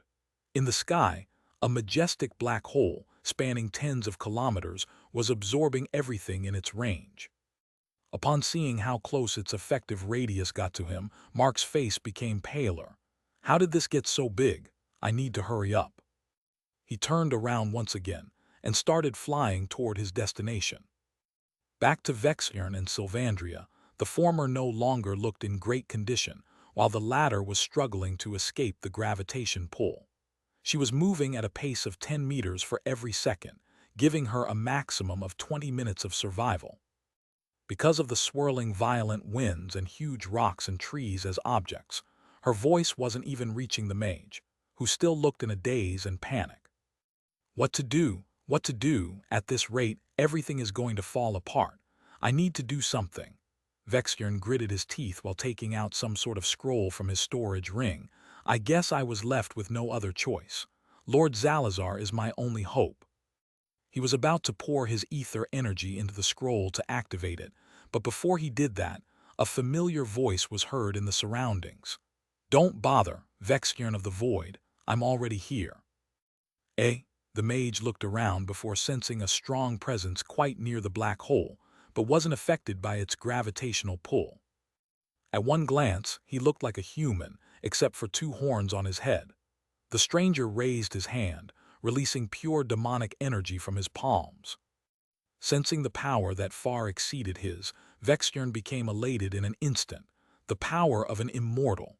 Now, the problem will be solved for good. However, his happiness was short-lived, as the beam of demonic energy sent into the black hole only increased its power by 10 times instead of destroying it.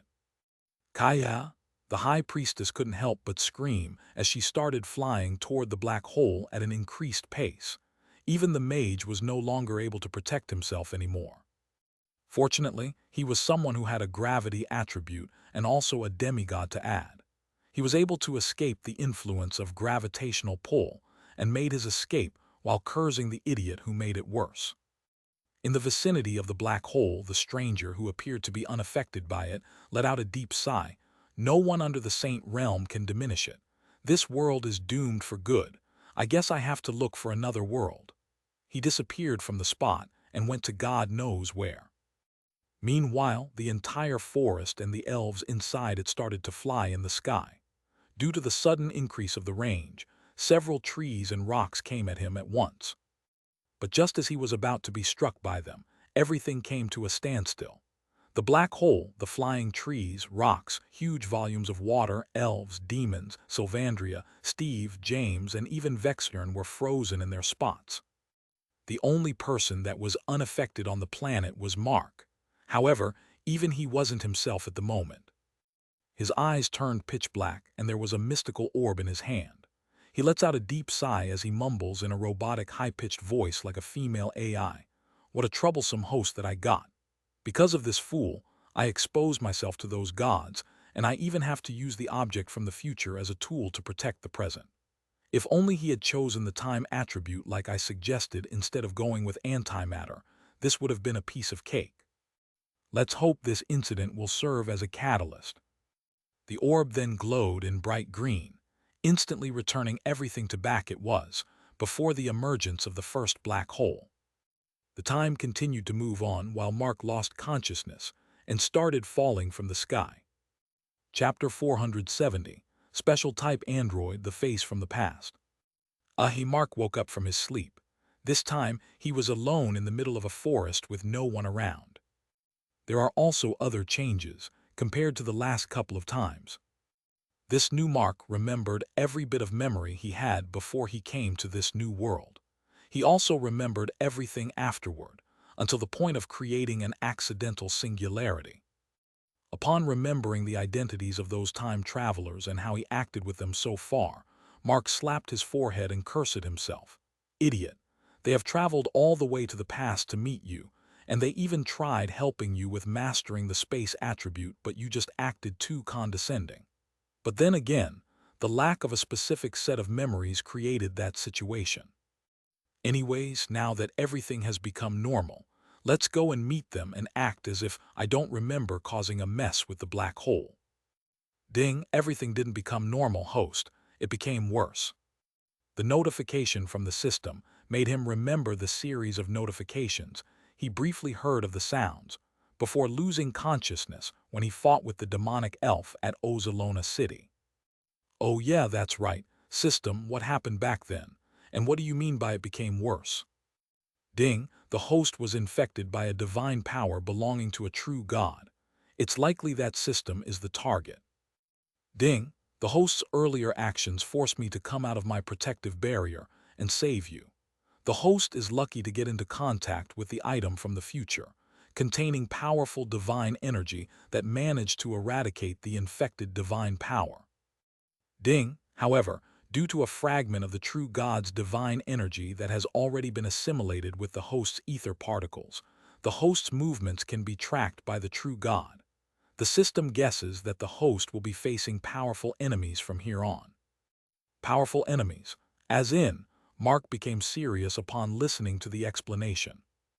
Ding, the weakest could be 9 circle, and the strongest could be 12 circle, 13 circle if the host's luck runs out. At once Mark's face became pale, for he knew he wasn't a match for them. Can't we remove this somehow? You must have some treasure to do that. How much it costs? Ding, sorry, but the system currently isn't powerful enough to deal with the divine energy of a true god. There are, however, 2 ways for the host to save himself. Ding, first, the host could remove the ether particles and become immortal.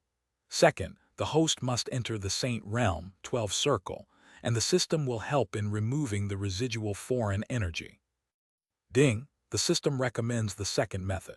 The host must also be reminded that, due to the assimilation of divine energy, the host could use attacks containing divine energy, although no additional skills will be provided by the system.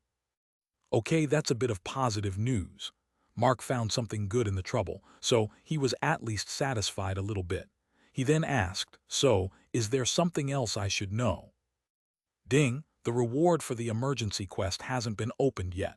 The lottery system has been reset. The orb of Baal has been filled and the demon is ready to be summoned. Worship of Velkazar's statue has been reset. Open inventory. Mark didn't waste any time to unlock his reward. When he first acquired an android, it was a handsome hunk. The second one was a busty beauty. Now, who is it going to be? What kind of android he is going to receive? Hopping for a beast type like Elena's current form, Mark went on clicking on the metallic box image with a question mark on it. The box disappeared and an android was summoned before him, truly shocking him. For a moment, Mark felt like he was seeing an illusion and rubbed his eyes and then pinched his arm to confirm the reality. The android was a male, an okay looks if one might add, but the face was something very familiar. It used to be the face he once kept seeing in the mirror. That's right. It looks exactly like Mark Spencer from his previous life.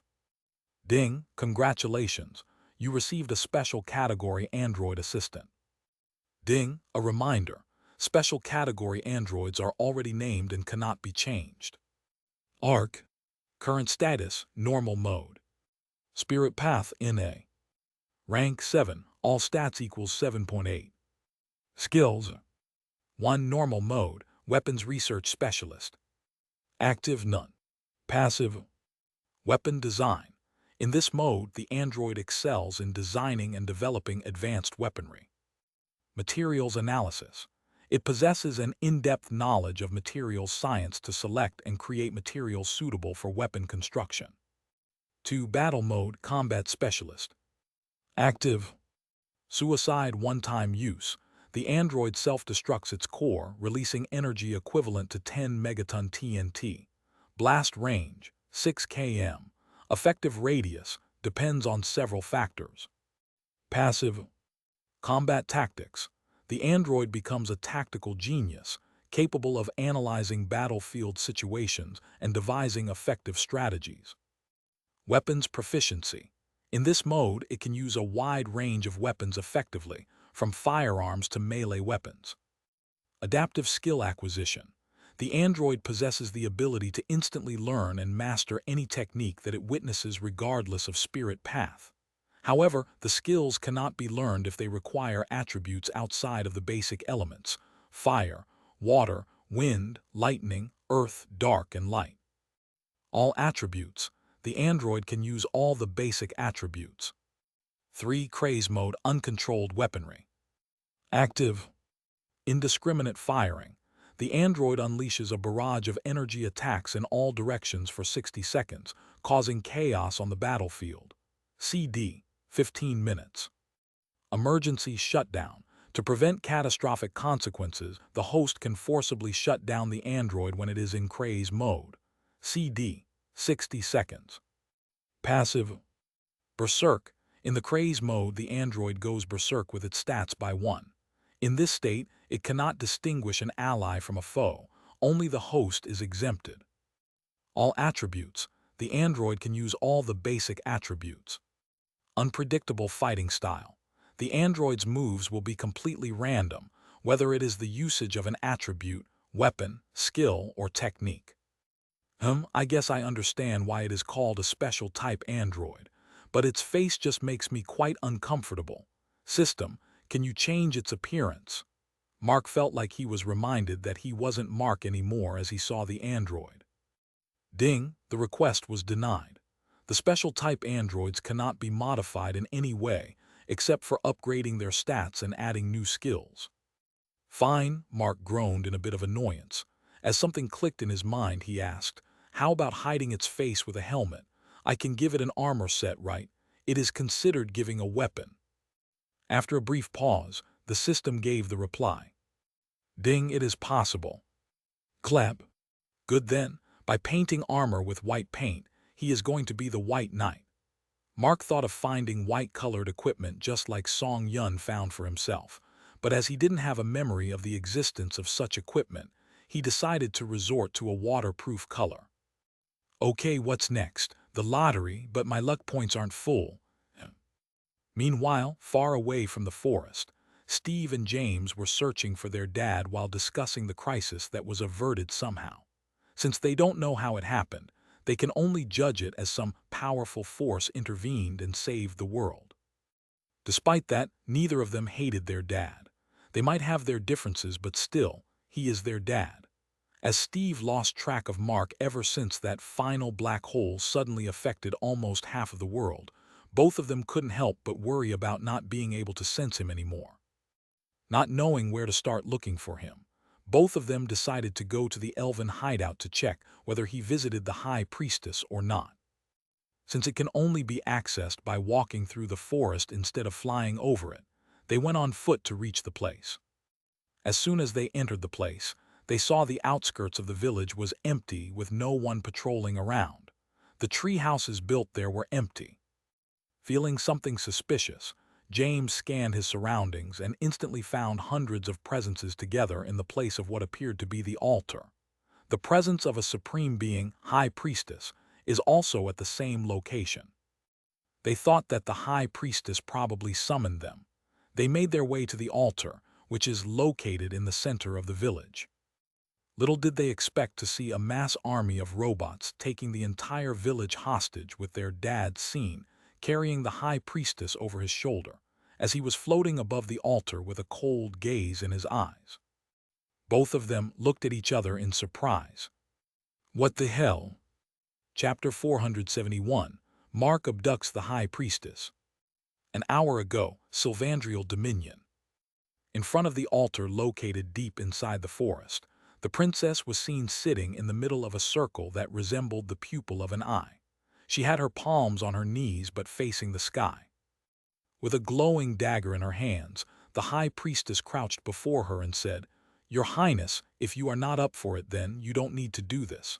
It's not worth risking your life." The High Priestess' expression was quite grave, as if she doesn't approve of this arrangement, but is helpless about it. However, the elven princess appeared to be quite determined.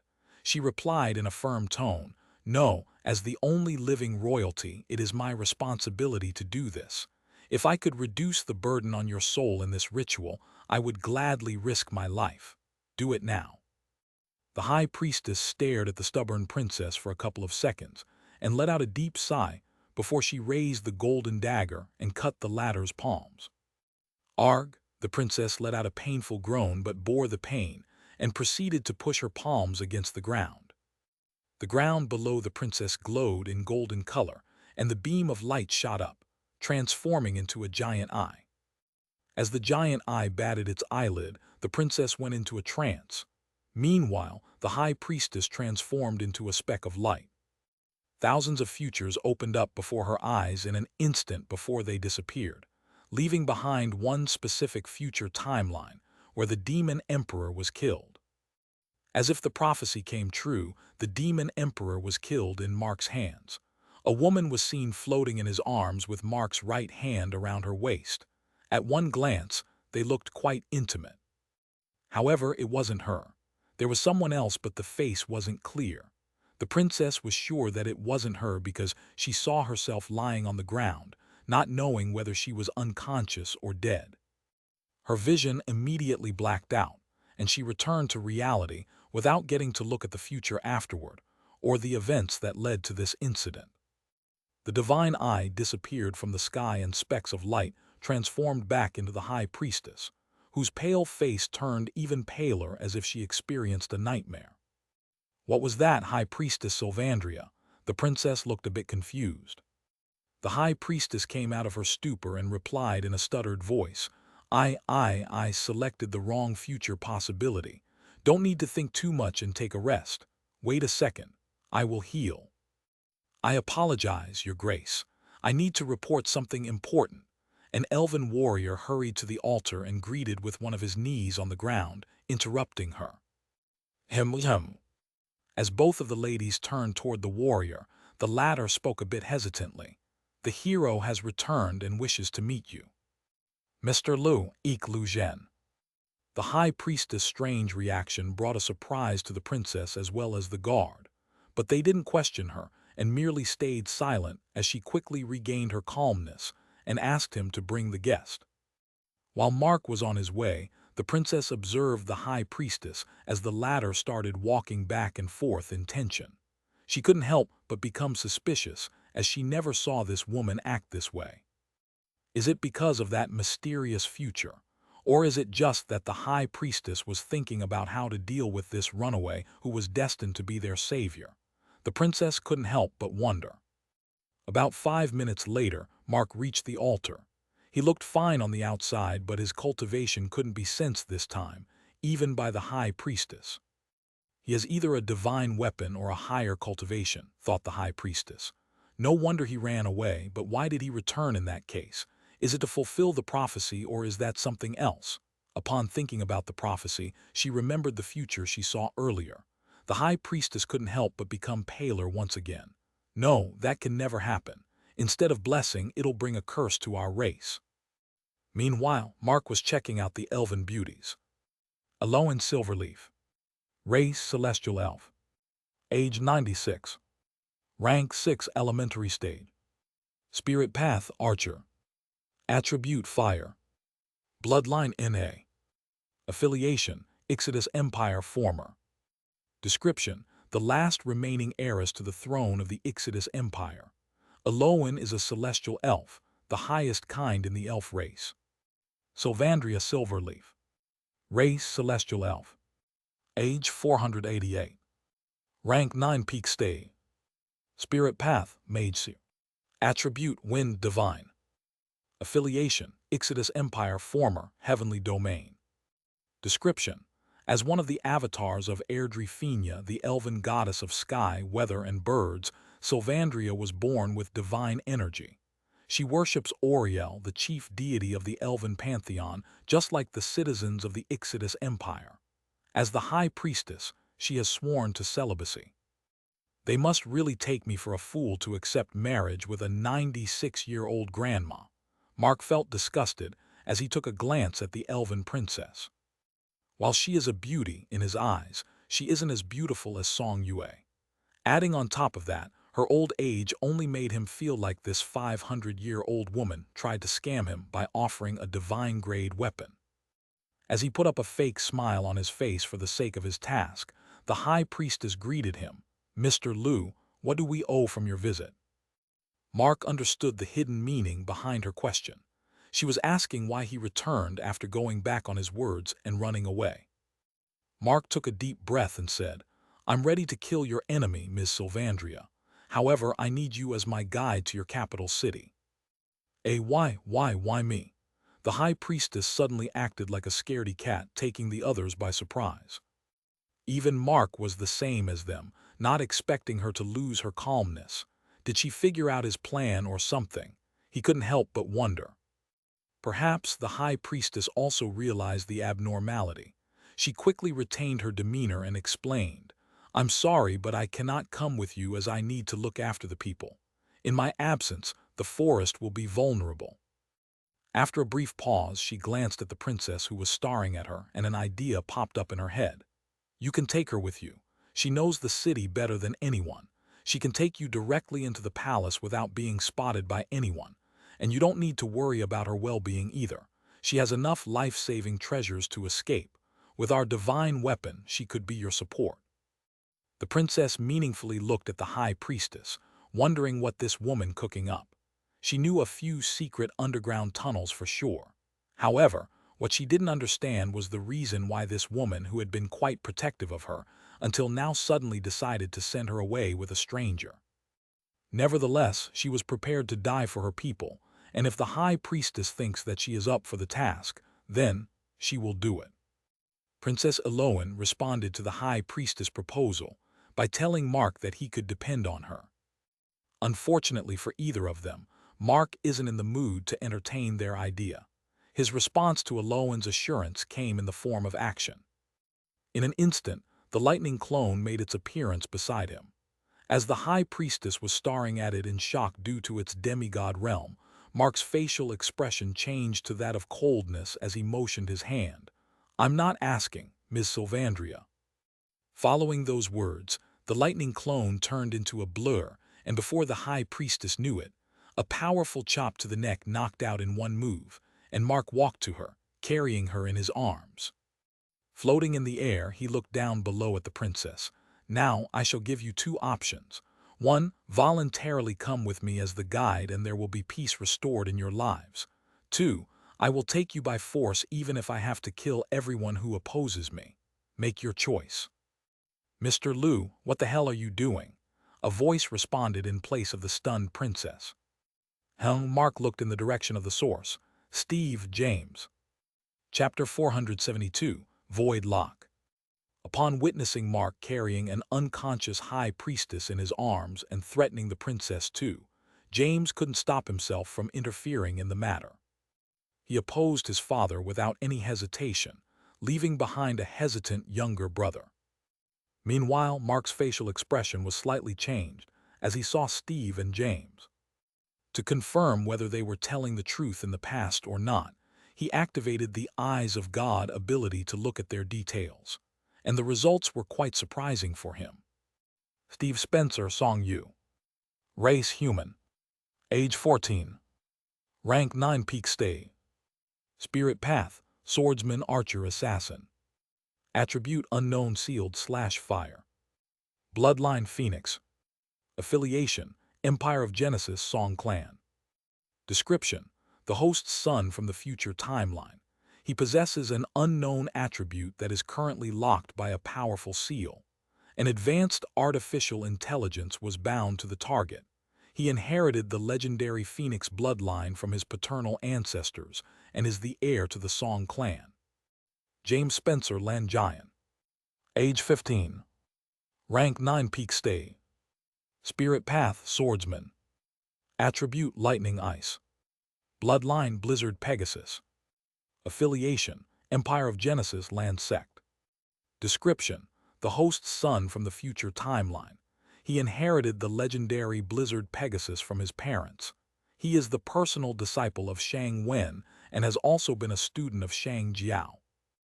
Okay, there are my sons from the future, all right. Mark not only felt happy to know that Spencer's family was extended in the future, but also realized the identity of Steve's mother. The fact that he is the heir to the Song clan clearly implies that he is Song Yue's son. Mark didn't know about James' mother, but since his affiliation is with the Land sect, he assumed that the latter's mother would probably belong to the sect.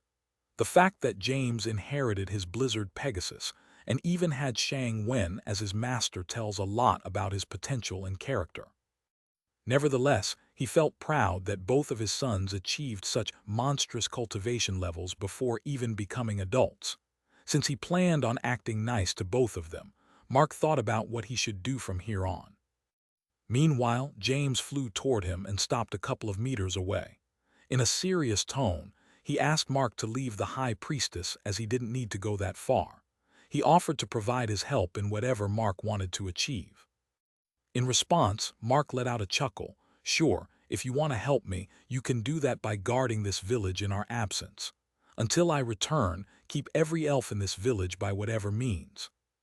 Mark's light-hearted reply only made James feel like his dad was mocking him. He clenched his fists with a determined face. With sparks of lightning started dancing wildly all over his skin, James replied, "The elves gave us a home to rest and eat. You cannot repay them like this, Mr. Lu. I will not let you be selfish anymore. I will stop you even if I have to." Mark's facial expression changed all of a sudden. "You want to fight me?" The memory of how James abandoned him because of his selfish desire to escape the world resurfaced in his mind. Seeing the silhouette of the second Prince Shang Wen behind James, he realizes that there is no use in talking with this future kid of his. System Open Attribute Skills Space. Mark didn't even think twice before clicking on the skill he never used before on anyone. Void Lock. The skill was activated instantly, and a bubble-shaped translucent barrier appeared around James, taking him by surprise. He didn't expect his dad to be so decisive in using force at the slightest of argument. Damn it. Good, Mark let out a smile as he nodded, taking another glance at the skill. I hope this will keep his mouth shut. Void Lock, the single target type spatial skill will isolate the target from the world, imprisoning it in a self-healing spatial bubble. Attack power, 120% max, 10.9 int. CD, 6 hours. James glanced at his surroundings, observing the bubble formed around him. I'm sorry, Dad, but it looks like I have to fight you after all. The lightning sparks on him turned scarlet with a layer of ether energy formed over his skin. He then summoned his semi-divine grade sword and raised it above his head. James, wait, don't do it. Steve became concerned about the consequences if James started the battle. He wanted to solve this situation using words, not like this. However, his words never reached James due to the spatial imprisonment, and James swung down the sword. An arc of lightning energy released from the sword, clashing with the interior wall of the spatial bubble. Mark patiently stared at the scene and nodded with a pleasant smile after it disappeared, and the bubble was still intact with only a few visible cracks, which were gone after a few seconds due to the self-healing feature of the bubble. Once he confirmed that it would keep him out for a while, Mark shifted his attention back to the dazed princess again, reminding her of his earlier proposal. So, what have you decided, Princess Aloan? I. The princess was stuttering and shivering in fear, realizing that this guy wasn't a hero but a devil in human skin. The elven warriors were seen rushing to the location. She was in a dilemma on whether she should accept defeat or let others fight and die for their pride. Had she been a fighter, it would be different, but she is the princess of the Ixodus Empire and the ones in the village are her people. On the other hand, this fellow looked like he intended to spare even his own friends. What will her people do? I'll come with you. After a while, carrying the unconscious high priestess in his arms, Mark was seen flying away while the princess obediently followed him while sitting on the back of an undead dragon. Steve was just watching them in silence alongside the other elves. Once they exited the invisible barrier and disappeared out of sight, Steve rushed to the spatial bubble. He tried to touch it, but his hands passed through the bubble. James was saying something, but Steve couldn't hear it. But since the vision wasn't blocked, he hurriedly poured the ether energy into his hands and pushed it out, writing the words in the air. "What are you saying?" His brother responded in the same way, asking him to get back and create an energy barrier around the spatial bubble. As Steve followed the instructions, James closed his eyes and stretched his arms wide. In the next instant, the spatial bubble was frozen in ice before the whole orb exploded, shooting up thousands of tiny icicles in all directions. The barrier was heavily cracked but managed to withstand the assault of the icicles, revealing a heavily panting James. "FK, that drained all of my ether energy and stamina. Never expect him to turn out so powerful." "James, you all right?" Steve rushed to him and quickly grabbed his shoulders, supporting him in order to prevent his brother from collapsing on the ground. In a weak voice, James then said, "Steve, go after him. I just need a bit of rest to restore my stamina and ether energy.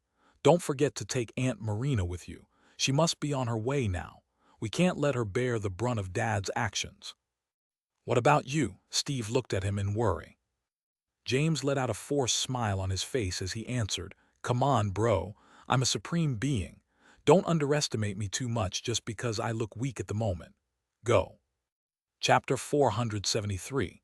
The Demon Emperor was the great hero. Half a day later. In the wilderness, Mark and the rest of the bunch were sitting around a campfire. A heavy silence filled the place. No one is speaking anything as Mark was roasting the boar meat. However, everyone's attention was on him, even including the High Priestess Sylvandria. The High Priestess gained consciousness a few hours ago, but she wasn't able to escape due to the fact that her cultivation was sealed by Steve. The princess was also in the same condition. Mark then explained to them his plan of surrendering both of them in exchange for the safe passage for every elf living in Sylvandrial dominion to his world. Of course, it is a lie. He merely gave an excuse to keep everyone in the dark so that the demigod realm mage also doesn't find it out. Even now, he suspected that they were being watched, not that they were no longer in the hidden village. His real plan is something else, which was only known to himself. Steve, who believed Mark's words, firmly stood on his dad's side and helped him by sealing their cultivation. Zan Rong also didn't oppose him, as she already considered both of them to be her family. As for the two elven beauties, Mark couldn't care less what their thoughts were. However, both of them weren't trying to resist or showcase any hatred toward Mark.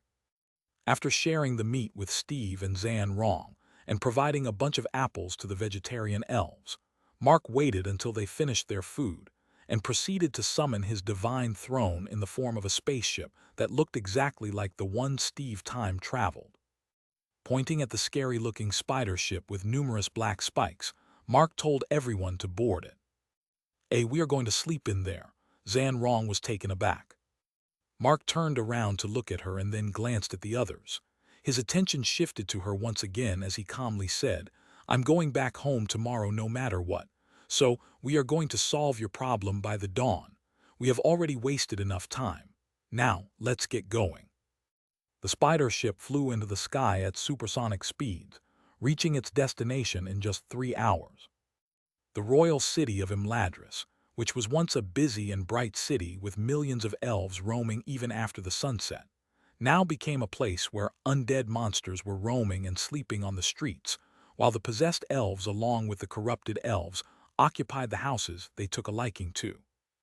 Tears filled up in Aloan's eyes as she looked down at the city with dim-lit streets through the glass. The High Priestess sat in a corner, neither consoled nor commented on anything. From the moment she regained consciousness and heard about Mark's plan, she never spoke a word. Meanwhile, in the palace, the Demon Emperor was in a meditative position, as he was absorbing the natural energy from the surroundings at a rapid rate. Unlike the other demonic spirits, which possess the elves to survive, he has an otherworldly appearance. He wears dark, jagged metallic armor adorned with glowing patterns, and his most striking features are his curved forward-facing horns and bright red eyes against a featureless face.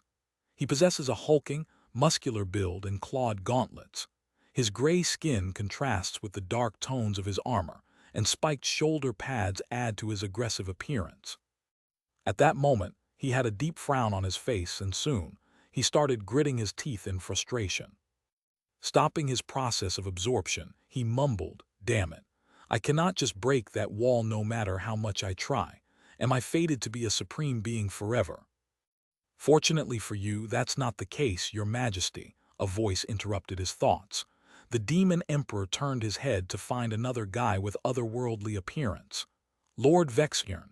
He was slightly surprised by his visit. "What were you doing at this hour?"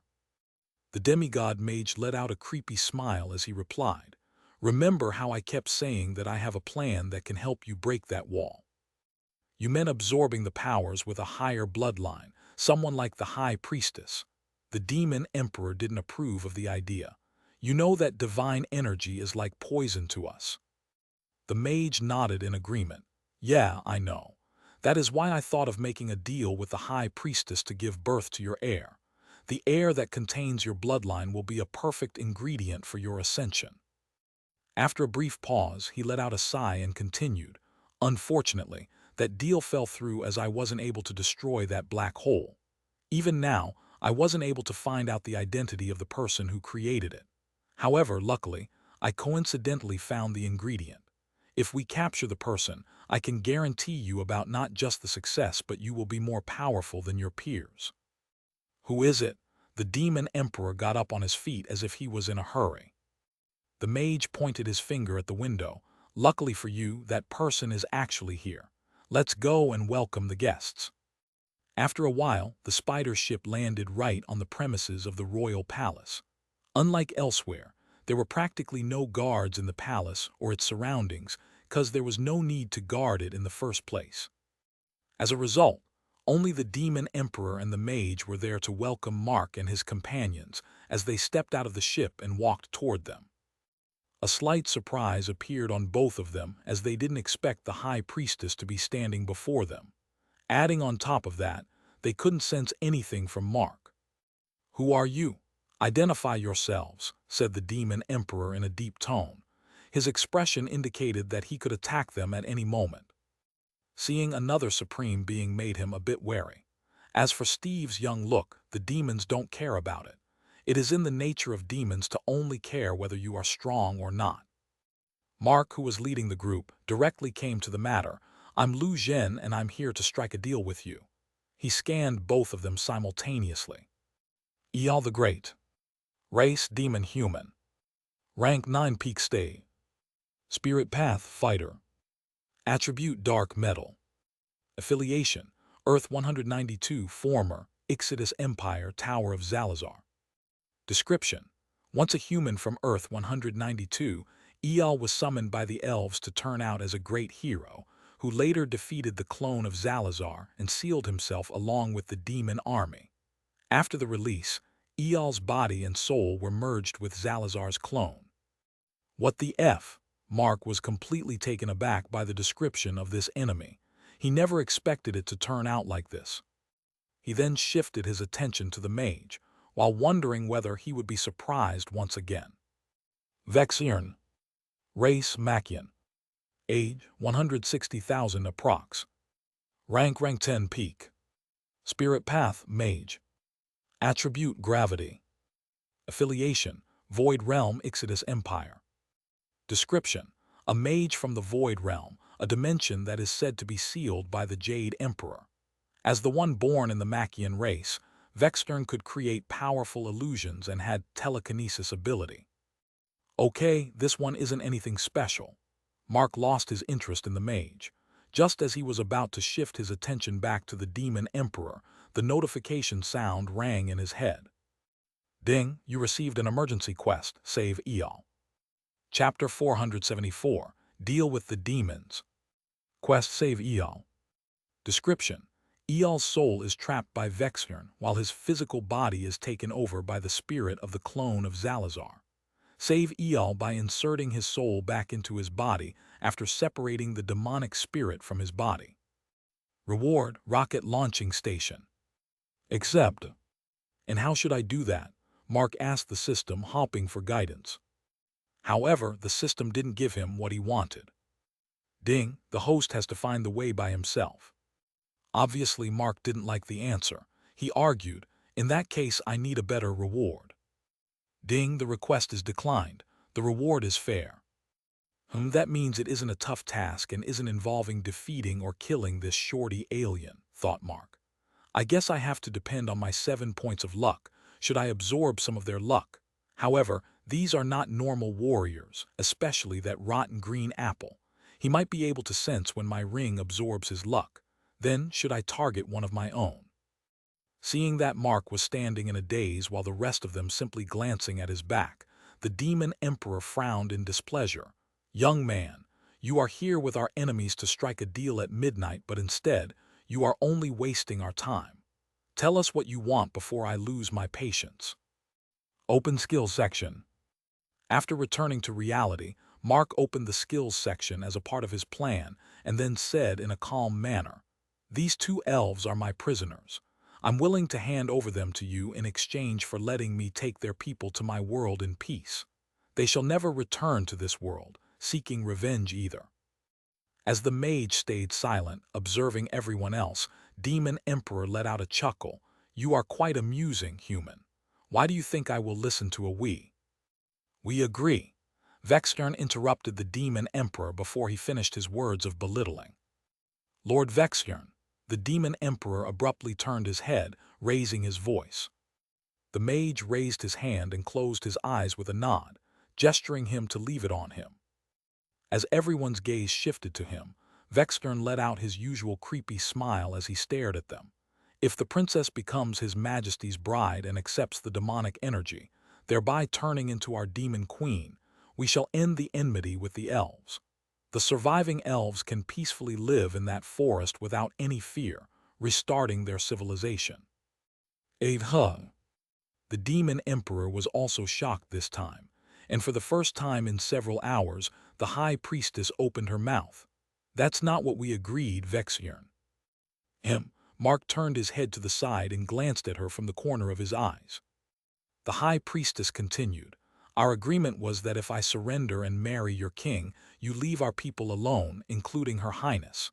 You even did a soul oath, don't forget. Now, I'm here in front of your doorstep to do my part of the deal." "What are you saying?" The princess was shocked. Steve and Zan Rong merely expressed their surprise on their face. Mark, on the other hand, furrowed his brows as he completely turned around. "High Priestess Sylvandria, I believe you forgot about your current position. I'm the one in charge." In response, the High Priestess let out a snort of disapproval. "I'm your prisoner, not your slave. I'm independent to make decisions on my own." After refuting him, she shifted her attention back to the mage. "Vextern, follow the old deal and take our people under your protection. I will even hand over the divine weapon of the elves." "Sylvandria." This time, the princess couldn't help but raise her voice against the High Priestess.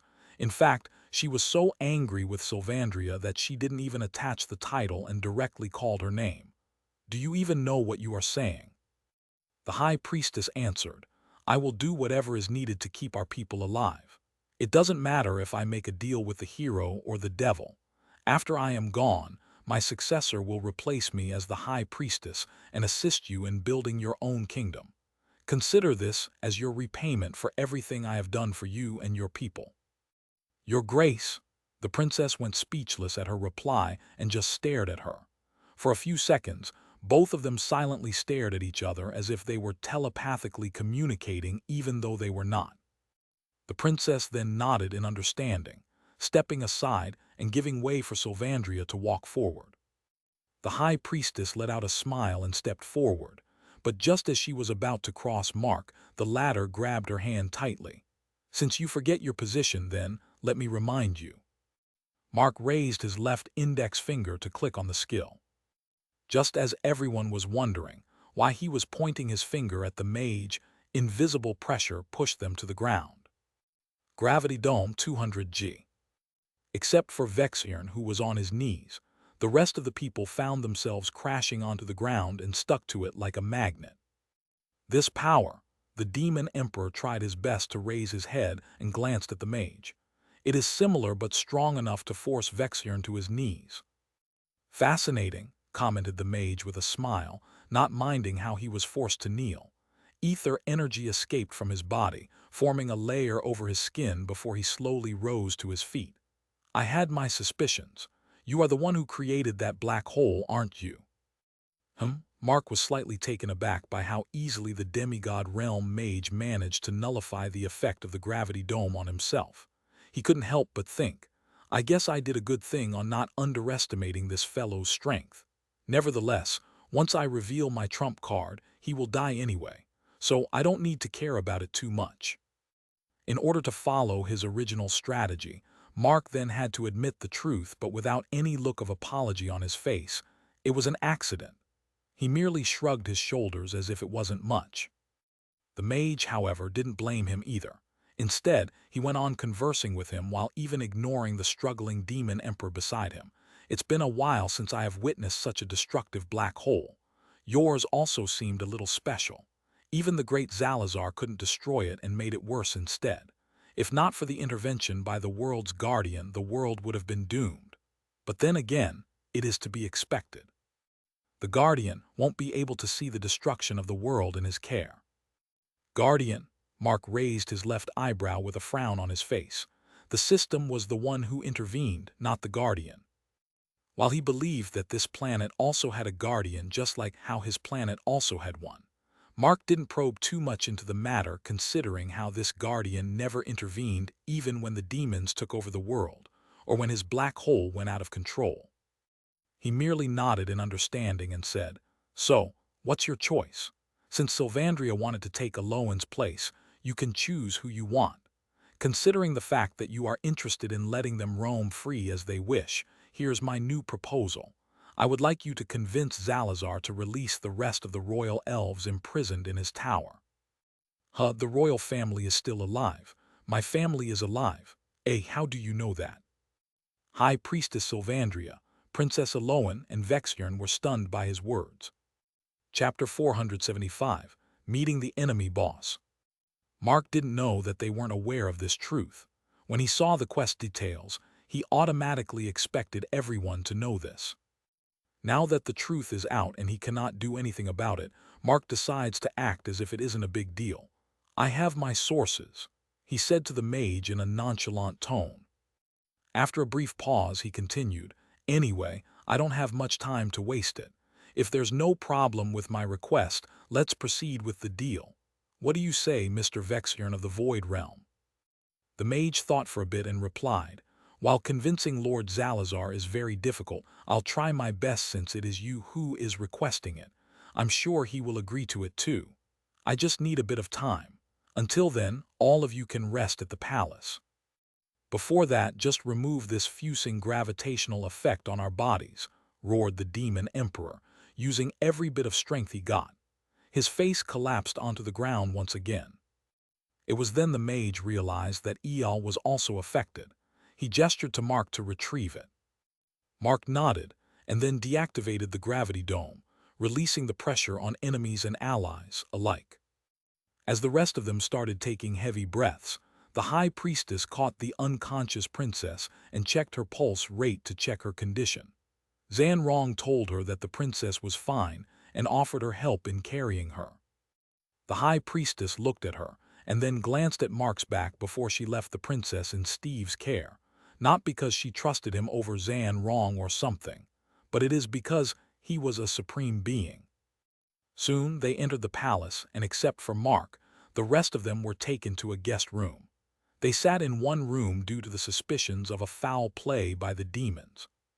Meanwhile, Mark was sitting alone with the demon emperor in the throne room, where the elven emperor used to discuss various things with important guests or ministers in private.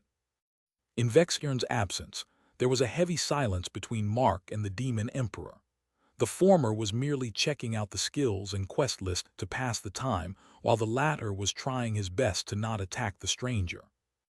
Every time Mark raised his finger to scroll down on look at the details, the demon emperor couldn't help but think he was going to be attacked, but he cannot foolishly make a move unless he is completely sure. As a result, He felt stressed and prayed for his prime minister to return quickly. Meanwhile, far away from the royal palace, in the tower located on an island in the Southern Ocean, a handsome hunk in a suit, who looked completely like a human except for his scarlet eyes and vertical slit pupils, was seen sitting on his throne with the mage standing before him. He was a true demon king, unlike Eyal, who was merely given the title emperor because he was ruling the world. Vextern wasn't even looking straight at him. His gaze was on the ground as he explained the situation. "My lord, please try to understand. Regardless of whether the dragon goddess is interested in him or not, his abnormal gravity manipulation is something we need. My lord has personally witnessed how destructive his potential was.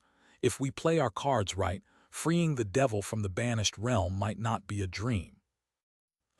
Zalazar stroked his chin for a few seconds, thinking about it seriously before giving a nod. "All right. If he is really the person you suspected, he is something worth as an ally. But if something goes wrong, you'll be prepared for punishment." "Nothing will go wrong, my lord. Trust me." The mage hurriedly thanked the immortal realm demon and disappeared, returning to the altar located in the premises of the palace. A couple of minutes later, the mage returned with continuous giggling on his face and was skipping like a little kid. Neither of those actions suited him, and even the demon emperor looked like he was embarrassed of this demigod. "Mr. Lu, your request is granted. Lord Zalazar agreed to free the royal elves, but we have to go there by ourselves. However, you are allowed to bring only one person with you." After a while at the altar, the high priestess was standing with Mark as the mage was reciting with the incantation, activating the spell. Sylvandria looked very displeased as she was separated from the princess. Mark was aware that the high priestess cared about the princess. He couldn't take chances leaving both of them together in his absence. At the same time, he also needed a witness for his next act, and the witness should have enough credibility among the elves too. Even in case of a mishap, he should be able to regain the trust of the royal elves and get what he wanted all along. This is why the high priestess was selected as his companion, as they teleported to the Tower of Zalazar. As their vision recovered, Mark and Sylvandria found themselves in a grand, majestic hall with a large roof supported by at least 20 pillars. Each of the pillars is 60 feet long, and images of limbless white dragons were drawn on them. However, Mark isn't in a situation to care about the surroundings as his eyes fall on the person sitting on the throne with a long backseat. With about 30 steps below the throne, the man stared down at the guests in silence until they stopped, and the mage bowed to him with a knee touching the floor. "My lord, the guests are here," informed the mage. Zalazar nodded and put his attention on Mark, trying to scan him with his senses. After a few seconds, he commented, "No wonder the dragon goddess is fond of you, human." Meanwhile, Mark was inspecting the enemy too. Zalazar. Race demon. Rank 11 peak stay. Description: an immortal realm demon king who was born out of the deaths from the wars that occurred across time on this planet. As a true demon king, he is the master of deadly sins. Mark knew that it was impossible to control the world without taking out the strongest person. Without killing Zalazar, he knew that it was useless. After reading Eyal's description and the quest followed by it, he made up his mind in a jiffy. But after coming here and inspecting Zalazar, Mark couldn't help but wonder whether it was really a good idea. He was having second thoughts because of the fact that Zalazar could use 7 deadly sins against him. He experienced it once, and it made him feel too vulnerable to attacks. As a cautious person, he wouldn't want to do something where there is a risk to his life, and there isn't a guarantee of success. Seeing Mark in a daze and not responding with a thank you to his comment, Zalazar furrowed his brows in displeasure. "Human, stop dazing out and listen to me. I don't say it twice and I don't speak in a roundabout way. I heard that you asked for the release of all the royal elves, but it isn't possible. I can only release 3 of them as the rest were already in the last stage of demonification and cannot return to being an elf. And luckily for you, one of those 3 was a young prince. Ding, the quest has been modified.